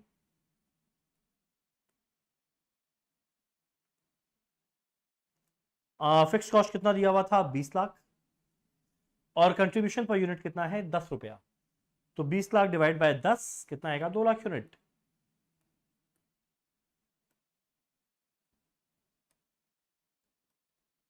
ये आएगा 2 lakh units. PV ratio 20 lakh divide by PV ratio था 33 1/3%, यानी 20 लाख डिवाइड बाय 1 बाय, ये बन जाएगा 60 लाख। तो आंसर आएगा 2 लाख यूनिट एंड 60 लाख रुपया, 2 लाख यूनिट एंड 60 लाख रुपया। चलो मेरा दूसरा पार्ट हो गया, पार्ट 3। अब बोलता है अगर सेलिंग प्राइस को हम लोग रिड्यूस कर दे बाय 20%, तो पहले सेलिंग प्राइस हम लोग निकाला था 30 रुपया पर यूनिट, बोलता है अगर इसको 20% गिरा दे, तो 30 रुपए को 20% गिरा दे, यानी कितना बन जाएगा नया selling price per unit 24। Variable cost per unit के बारे में कुछ नहीं बोला, मतलब वो सेम रहेगा 20, तो नया कंट्रीब्यूशन पर यूनिट आ गया 4। बोलता है अब बता नया ब्रेक इवन पॉइंट क्या बनेगा, फॉर्मूला यूनिट्स में fix cost divided by contribution per unit, 20 lakh by 4 क्या बन जाएगा 5 लाख यूनिट्स। बड़ा इजी है।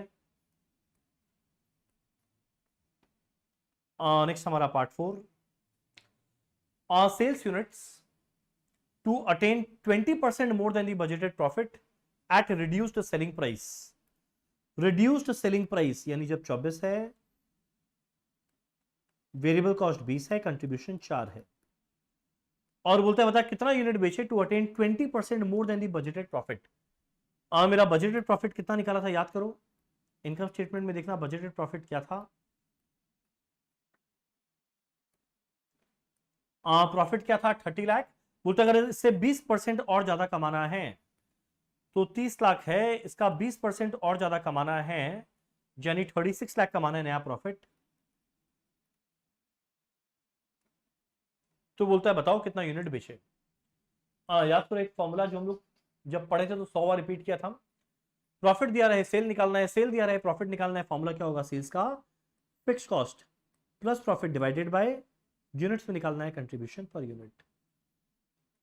फिक्स कॉस्ट है 20 लाख, प्रॉफिट है 36 लाख, कंट्रीब्यूशन पर यूनिट है 4, 56 लाख बाय 4 कितना बन जाएगा 14 लाख यूनिट्स। डन। चलो इसी के साथ हमारा क्वेश्चन नंबर 4 का पार्ट भी होता है कंप्लीट।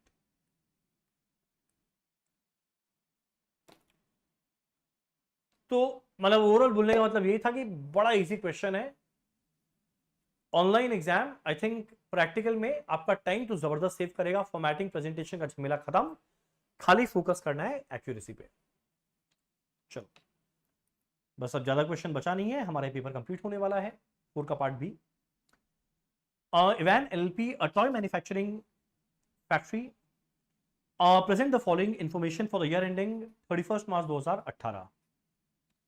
मेरा material cost, labour cost, fixed overhead, variable overhead दिया हुआ है, कितना यूनिट बनाए दिया हुआ है, सेलिंग प्राइस पर यूनिट दिया हुआ है, ठीक है 12,000 यूनिट बना रहे हैं, सारा खर्चा सेलिंग प्राइस दिया हुआ है। The available capacity is production of 20,000 unit per year, 20,000 unit capacity available है, और हम बना रहे खाली 12,000, यानी 8,000 अनयूटिलाइज्ड कैपेसिटी है। The firm has an offer for purchase of 5,000 additional unit at a price of 40 रुपया पर यूनिट। 8,000 यूनिट का अनयूटिलाइज्ड कैपेसिटी था, तो एक ऑफर आया कि भाई 5,000 यूनिट हम आपसे खरीदेंगे, पर कितना में खरीदेंगे 40 में, पर याद करो एग्जिस्टिंग सेलिंग प्राइस 50 है, पर ये बोलता है 50 में नहीं लेंगे 40 में लेंगे। देख लेंगे कैलकुलेट करके, अगर प्रॉफिट बढ़ रहा है तो बुराई क्या है, कि वैसे ही खाली था, कुछ तो एक्स्ट्रा प्रॉफिट आए। It is expected that bye accepting this offer there will be a saving of ₹1 per unit in material cost on all units manufactured. बोलता है अगर हम 12,000 की जगह 5,000 और ज्यादा, यानी अगर 17,000 यूनिट बनाने लगे तो मेरा मटेरियल कॉस्ट पर यूनिट ₹1 से कम हो जाएगा on all the units manufactured. Economies of scale का बेनिफिट मिलेगा। मेरा fixed overhead will increase by 35,000, जो मेरा फिक्स्ड ओवरहेड है ये 35,000 रुपया बढ़ जाएगा, ठीक है। And overall efficiency will drop by 2%, overall efficiency 2% गिर जाएगा। अब जब एफिशिएंसी 2% गिरेगा, यानी वर्कर लोग को जितना पैसा मिलना चाहिए उससे उनको ज्यादा मिल जाएगा, पर काम उतना नहीं करेंगे, ठीक है। तो एक मटेरियल में चेंज आएगा, एक लेबर में आएगा, एक फिक्स्ड ओवरहेड में चेंज आएगा। क्या करना है, कैलकुलेट करना है contribution per unit and profit per unit without considering the additional unit, यानी ये सबको बिना कंसिडर किए आज के दिन कंट्रीब्यूशन पर यूनिट और प्रॉफिट पर यूनिट क्या है। यानी इसके लिए मेरे को मार्जिनल इनकम स्टेटमेंट का फॉर्मेट बनाना पड़ेगा। बनाते हैं, चलो एक काम करते हैं, फटाफट साइड में हम लोग बनाते हैं।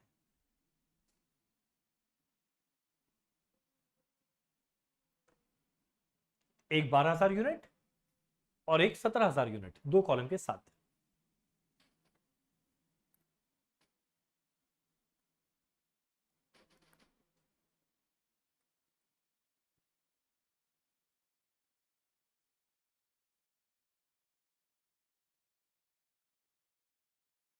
रुपी पर यूनिट रुपीज, रुपी पर यूनिट रुपीज।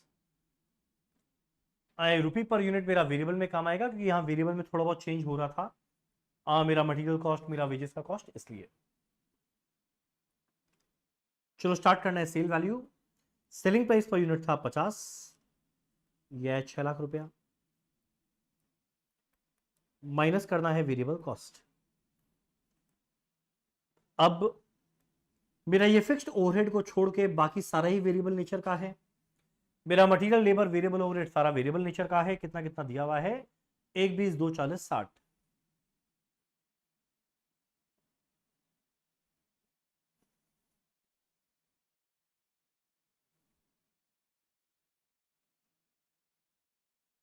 चलो मेरा मटेरियल 1, 20, वेजेस है 240, मेरा वेरिएबल ओवरहेड है 60,000। तो भाई पर यूनिट निकाल ले, 1,20,000 12,000 यूनिट के लिए, यानी पर यूनिट 10, जाएगा 20, जाएगा 5। बड़ा इजी चल रहा है सब कुछ। ये मेरे को क्या मिल जाएगा, कंट्रीब्यूशन, ये बन जाएगा 15। ये कितना आएगा भाई, 3, 60, 4, 20, ये आएगा 1,80,000।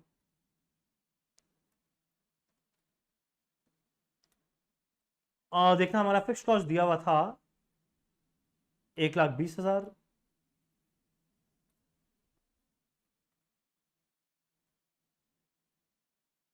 ये आएगा प्रॉफिट।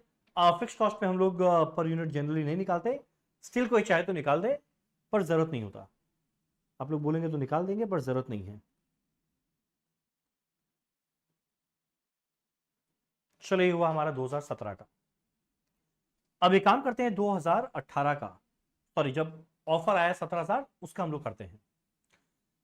अब पहला बात, सेल क्या होता है, एक्स्ट्रा जो 5,000 यूनिट आया उसको 40 के रेट में बेचेंगे।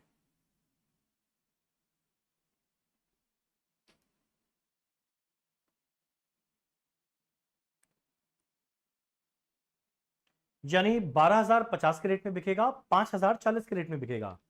5,000 40 के रेट में बिकेगा, यानी 2 lakh. Existing sale value 6 lakh था, यानी टोटल सेल वैल्यू कितना बन जाएगा, 8 लाख।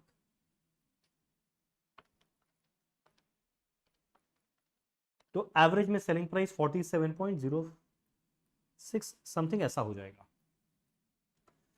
अब मटेरियल में बोला था सेविंग होगा 1 रुपया per unit for all the unit of production, यानी 10 रुपया था उसकी जगह हो जाएगा 9।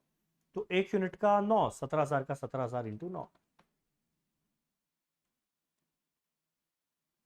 ठीक है। वेजेस के लिए बोला था एफिशिएंसी 2% गिर जाएगा, यानी भाई जो पहले 20 रुपया पर यूनिट देना पड़ता था, अब वो 20 रुपया नहीं 20 रुपए से ज्यादा देना पड़ेगा, और 2% एफिशिएंसी गिरा है। अब देखो यहां पे करने का दो तरीका है। एक तरीका है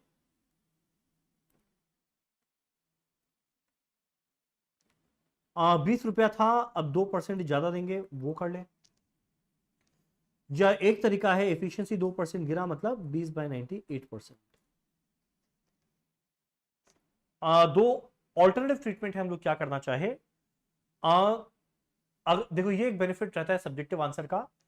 अब वहां पे हम लोग अजम्पशन के साथ कर सकते हैं, पर यहां अजम्पशन के साथ नहीं कर पाएगा। तो एक बार के लिए हम ये करके देख रहे हैं और उम्मीद में कि मेरा ऑप्शन मैच कर जाए। नहीं किया तो मेरे को इसके बेसिस पे आगे करना पड़ेगा।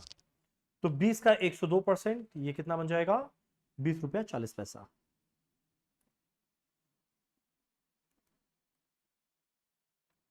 तो 17,000 यूनिट के लिए क्या बन जाएगा, 346,800। और मेरा वेरिएबल ओवरहेड के बारे में कुछ नहीं बोला, मतलब एग्जैक्ट 5 रुपया पर यूनिट रहेगा, ये क्या बन जाएगा 85,000। सो अगर हम लोग कंट्रीब्यूशन निकाले तो भाई कितना आएगा,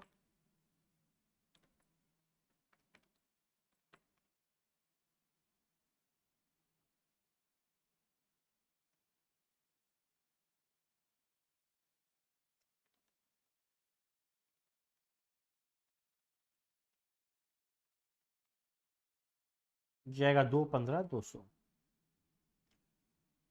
मेरा फिक्स कॉस्ट के लिए कुछ लिखा हुआ था, फिक्स्ड ओवरहेड 35,000 बढ़ जाएगा। तो भाई फिक्स्ड ओवरहेड को 35,000 बढ़ा देते हैं। 1,20,000 था, अब ये बन जाएगा 1,55,000।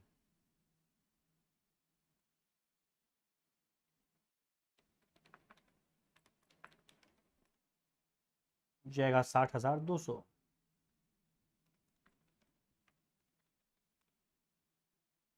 ये अप्रोक्सीमेटली 9.12 बनेगा, ये 3.54 बनेगा। डन। अब एक काम करते हैं, मेरा ये जब काम हो गया है, अब कुछ नहीं करना, जो जो पार्ट में पूछा है वो बस फटाफट कैलकुलेट कर देंगे। क्या क्या पूछा है जरा देखिए। पहले कंट्रीब्यूशन पर यूनिट और प्रॉफिट पर यूनिट पूछा है विदाउट कंसिडरिंग एडिशनल यूनिट। तो भाई कंट्रीब्यूशन पर यूनिट है 15, सॉरी प्रॉफिट पर यूनिट है 5। तो आंसर है 15 एंड 5, ये रहा। सो नेक्स्ट क्वेश्चन मत पूछना, बस ये पढ़ेंगे। If the order is accepted, Ivan LLP will operate at कितना परसेंट कैपेसिटी। तो देखो भैया टोटल कैपेसिटी है 20,000, और अगर ऑर्डर एक्सेप्ट कर लिया मतलब ये 17,000 यूनिट बनाएगा, यानी कितना परसेंट कैपेसिटी में ऑपरेट करेगा, 17,000 डिवाइडेड बाय 20,000 परसेंटेज के लिए इंटू 100, ये कितना बन जाएगा 85%। तो इसका आंसर क्या बनेगा 85% capacity. Done. Next, if the offer for purchase of additional unit is accepted, then the contribution would be, मुझे नया वाला कंट्रीब्यूशन दे चाहिए। तो भैया नया वाला कंट्रीब्यूशन कितना था, देखो निकाले थे। नया वाला कंट्रीब्यूशन था 215,200। इसका आंसर क्या आ जाएगा 215,200।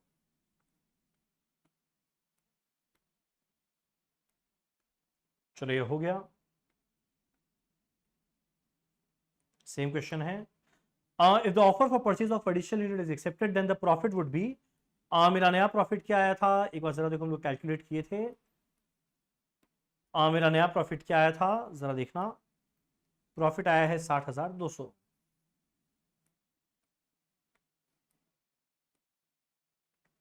चलो 60,200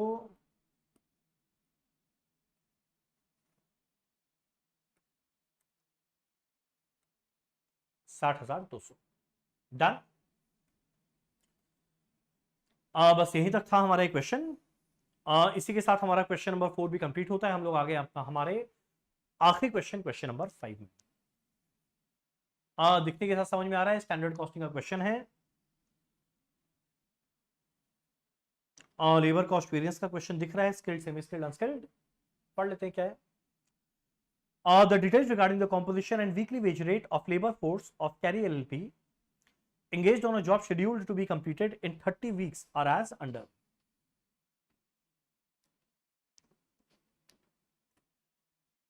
एक मिनट, बैटरी लो हो गया, एक मिनट। बोलता है job scheduled to be completed in 30 weeks. Scheduled to be completed in 30 weeks, यानी स्टैंडर्ड में सोचे थे 30 वीक्स काम करेंगे, ठीक है। स्टैंडर्ड में नंबर ऑफ वर्कर्स दिया हुआ है, वीकली वेज रेट दिया है, हर वीक का वेज रेट, और उस टाइम कितना वीक सोचे थे 30। तो जितना वर्कर्स आया @30 मल्टीप्लाई कर देंगे तीनों में, मुझे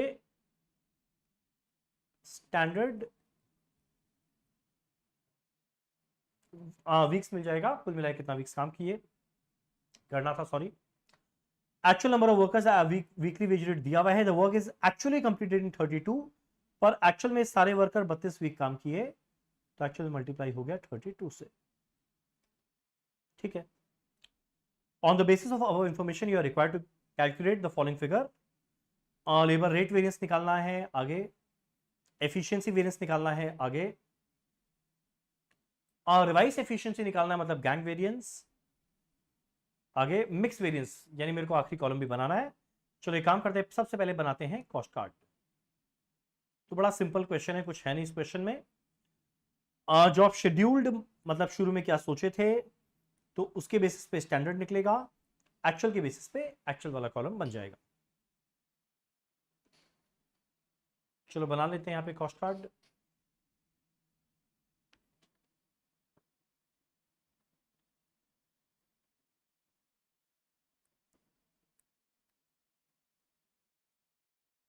standard week, standard rate, standard cost, actual week, actual rate, actual cost.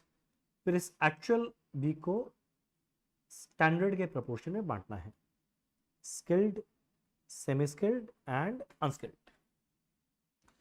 पहला 75 इंटू 30 2250, 45 इंटू 30 1350, 60 इंटू 30 1800।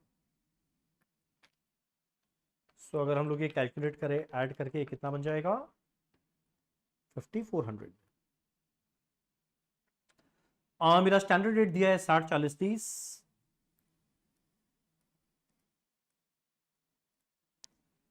चलो फटाफट मल्टीप्लाई करके निकाले कितना आएगा स्टैंडर्ड कॉस्ट।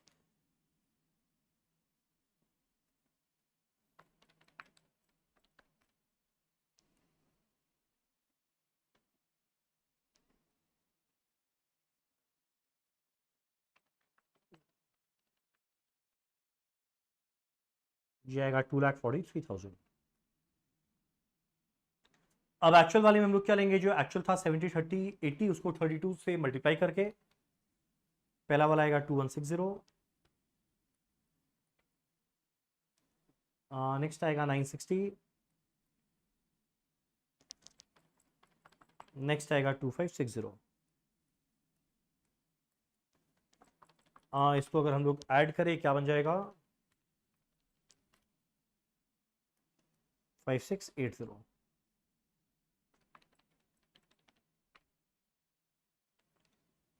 एक मिनट, शायद मैंने कुछ गड़बड़ किया है, सॉरी, ये 2240 है।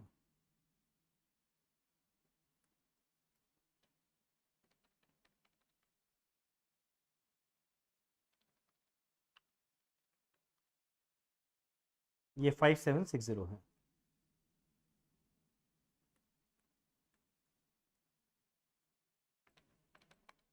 ठीक, एक्चुअल रेट है 70 50 20, लिख देते हैं।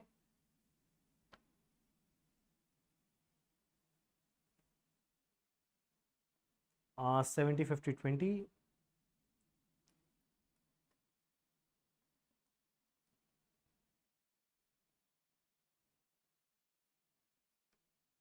तो देखो मेरा एक्चुअल कॉस्ट क्या मिलेगा 2240 इंटू 70, 156,800।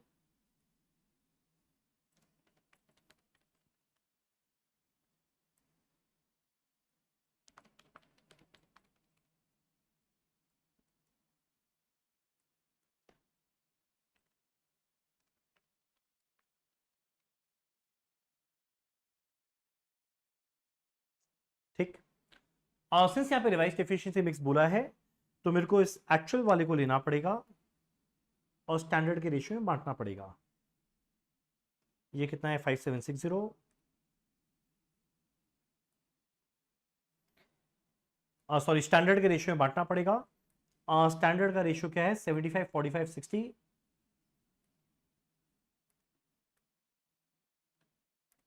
सो अगर रेशियो निकाले ना, देखो सब 15 का मल्टीपल है, सो आई थिंक ये बन जाएगा 5 3 एंड 4। 5-3-4 की रेशियो में बांट देंगे तो 5-3-8-4-12, आई थिंक ये आएगा 2400, ये आएगा 1440, ये आएगा 1920।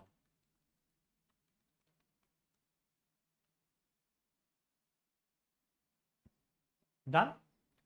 कुछ नहीं करना, अब इजीली मुझे आराम से सारा का सारा वेरिएंसेस मिल जाएगा। चलो हमारा पहला है labour rate variance. Rate variance का फॉर्मूला क्या होगा? Standard rate minus actual rate multiply करेंगे एक्चुअल आर से। तो स्किल्ड, सेमी स्किल्ड, अनस्किल्ड हम सीधा कैलकुलेटर में कैलकुलेट कर रहा है। Standard rate minus actual rate into actual hour या वीक जो भी है, तो 60 माइनस 70 इंटू 2240 या माइनस 22,400।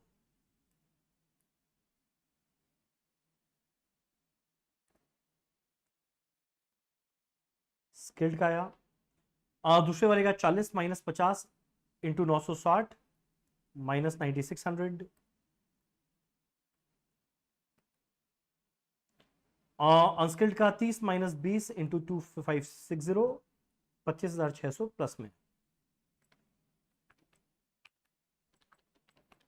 ये कैलकुलेट करना सब मिलाकर आएगा 6,400 माइनस में, मतलब एडवर्स। तो इसका आंसर बन जाएगा 6,400 एडवर्स।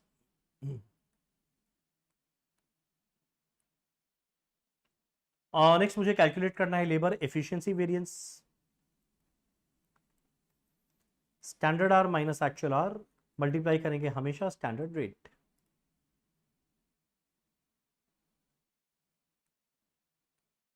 तो बड़ा इजीली आप लोग का कैलकुलेशन हो जाएगा। Standard hour minus actual hour into standard rate, तो ये आएगा 600 प्लस में पहले वाले का, दूसरा वाले का क्या आएगा 1350 माइनस 960 इंटू स्टैंडर्ड रेट है 40, ये आएगा 15,600 प्लस में, 1800 माइनस 2560 इंटू 30, ये आएगा माइनस 22,800। तो तीनों को ऐड कर दो, क्या बन जाएगा माइनस 6600, यानी ये भी किसमें आया एडवर्स। तो जो लेबर एफिशिएंसी वेरिएंस है 6600 एडवर्स। तो बड़ा इजी है, यानी एक और कॉस्ट कार्ड बना, आगे फिर क्वेश्चन में कुछ नहीं था। नेक्स्ट हमारा लेबर रिवाइज एफिशिएंसी यानी गैंग वेरिएंस, और लास्ट में मिक्स वेरिएंस। याद करो इसी को मुझे दो पार्ट में ब्रेक करना है। जो आखिरी कॉलम को हम लोग माइनस करते थे उसी को प्लस करते थे और फिर कैलकुलेशन करना है।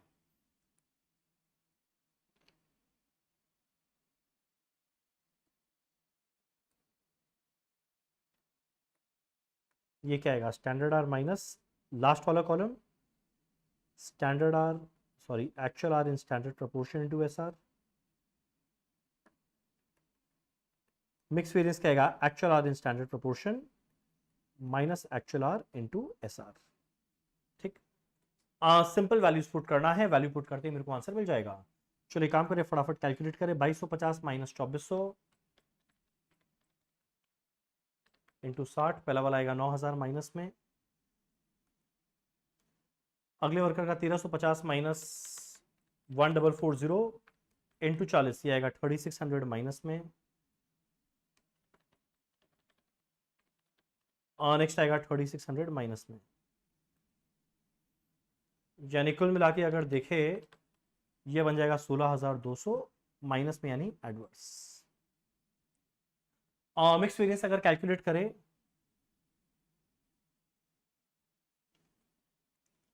दिस माइनस दिस,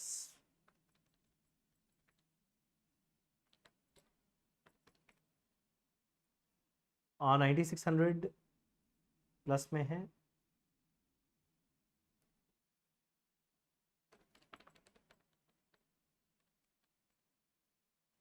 और 19200 प्लस में है, 19200 माइनस में है, यानी ये क्या आएगा 9600 फेवरेबल प्लस में। तो 16,200 एडवर्स, 9600 फेवरेबल। फटाफट करते हैं, ये आएगा 16,200 एडवर्स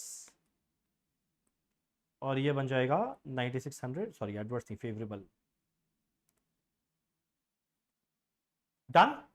चलो इसी के साथ हमारा एक क्वेश्चन होता है कंप्लीट। हम लोग कर रहे हैं इस पेपर का आखिरी क्वेश्चन, उसी के साथ ये हमारा पूरा पेपर का डिस्कशन होता है कंप्लीट। चलो हम लोग करते हैं हमारा आखिरी क्वेश्चन, क्वेश्चन नंबर 5 का पार्ट बी, जो बहुत ही इजी क्वेश्चन है, बस खाली एक लाइन समझने का है, वो समझ गए काम हो गया। चलो पढ़ते हैं। क्या लिखा हुआ है, नानी एलएलपी, ये लोग नाम गजब गजब खोज के लाया है। नानी LLP produces a standard product. The estimated costs are given below. Raw material cost है 10 रुपया पर यूनिट, वेजेस लगता है 8, डायरेक्ट एक्सपेंस लगता है 2, वेरिएबल ओवरहेड लगता है 3, यानी कुल मिला के आया हुआ है 23। ठीक है, बस खाली ये एक लाइन समझना है।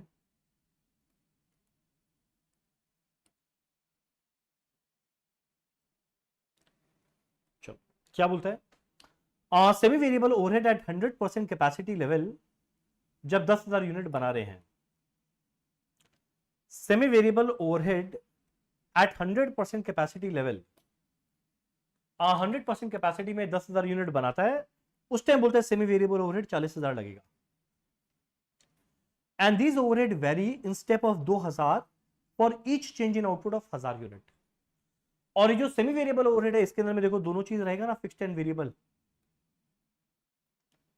बोलते हैं इसमें वेरिएबल वाला पार्ट, वेरी करने वाला पार्ट कितना रहेगा, 2,000 रुपया for each change in output of 1000 unit, यानी हर 1000 यूनिट के चेंज होने पे 2,000 रुपया चेंज होगा, यानी पर यूनिट 2 रुपया चेंज होगा।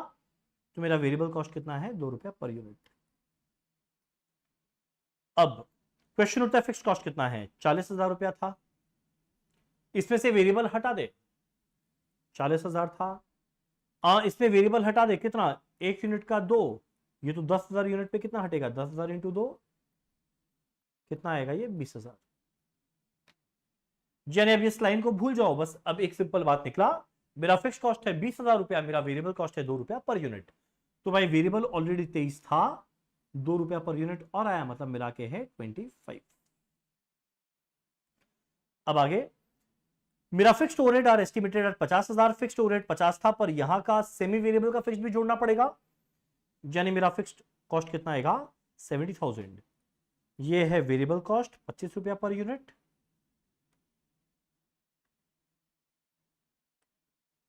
एंड मेरा फिक्स कॉस्ट कितना है, 70,000। मेरा सेलिंग प्राइस पर यूनिट बोलता है 40 है, मेरा सेलिंग प्राइस पर यूनिट बोलता है 40 है।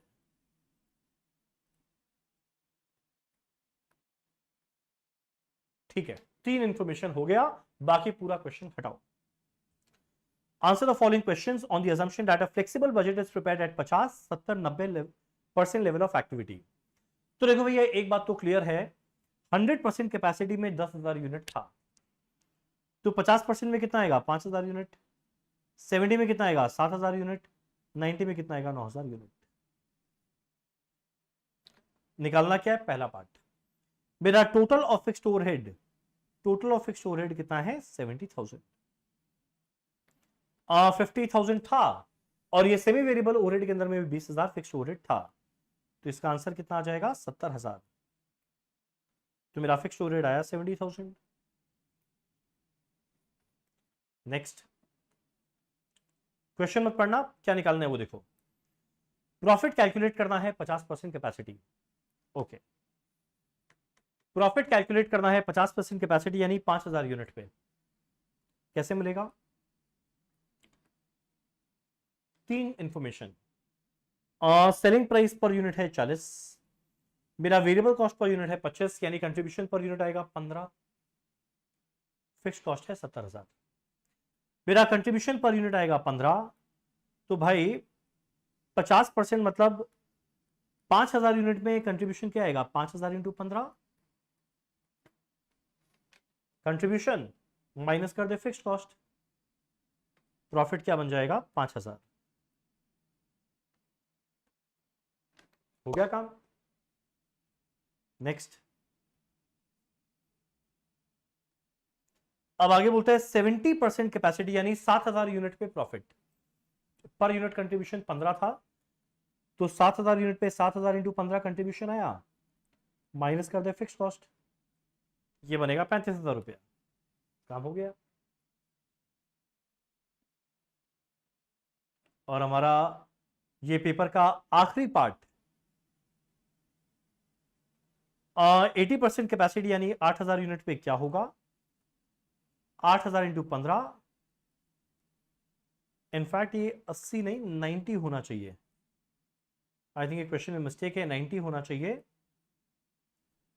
9000 इंटू 15 माइनस 70,000, ये कितना बन जाएगा, 65,000। डन। चलो इसी के साथ ये क्वेश्चन खत्म। अब आगे थ्योरी लिखना है, वो ठीक है, थ्योरी हमारा पढ़ा हुआ है, वो आप लोग आराम से टाइप करना, काम खत्म। आप लोग देखो जरा, 1 घंटा 40 मिनट में हमारा पूरा पेपर कंप्लीट हुआ, पर वही अगर हम लोग प्रॉपर एग्जाम देते ये चलता 3 घंटा, तो देखो टाइम तो डेफिनेटली सेव होता है। अब जो बचा हुआ टाइम है उसमें आपको 1 घंटा 20 मिनट मिला है खाली 3 थ्योरी लिखने के लिए। आप आराम से धीरे धीरे टाइप करो, धीरे धीरे टाइप करो, बाकी 12 मार्क के लिए तब भी टाइम सफिशिएंट है। तो इसलिए ऑनलाइन एग्जाम में कहीं कोई नुकसान नहीं है, बहुत बेनिफिट है। प्रेजेंटेशन का कितना बड़ा चाप फट गया। अब जैसे सोचो लास्ट वाला पार्ट हम लोग इतना शॉर्टकट में कर लिए, एग्जाम में थोड़ी कर पाते। एग्जाम में तो मेरे को पूरा पूरा बैठ के दिखाना पड़ता, material cost, wages cost, direct expense, variable overhead, semi variable में वेरिएबल वाला part, fixed overhead, semi variable में फिक्स्ड ओवरहेड वाला पार्ट, सेल, कितना बड़ा टेबल बनता, जबकि यहां पे 1 मिनट का काम था। सो एनीवेज, इसीलिए क्लास बड़ा काम का चीज था कि शॉर्टकट में एमसीक्यू हम लोग किस तरीके से कर सकते हैं वो जानना जरूरी था। चलो इसी के साथ हमारा पेपर कंप्लीट होता है, आगे बाकी पेपर भी हम लोग जरूर डिस्कस करेंगे। Thank you so much.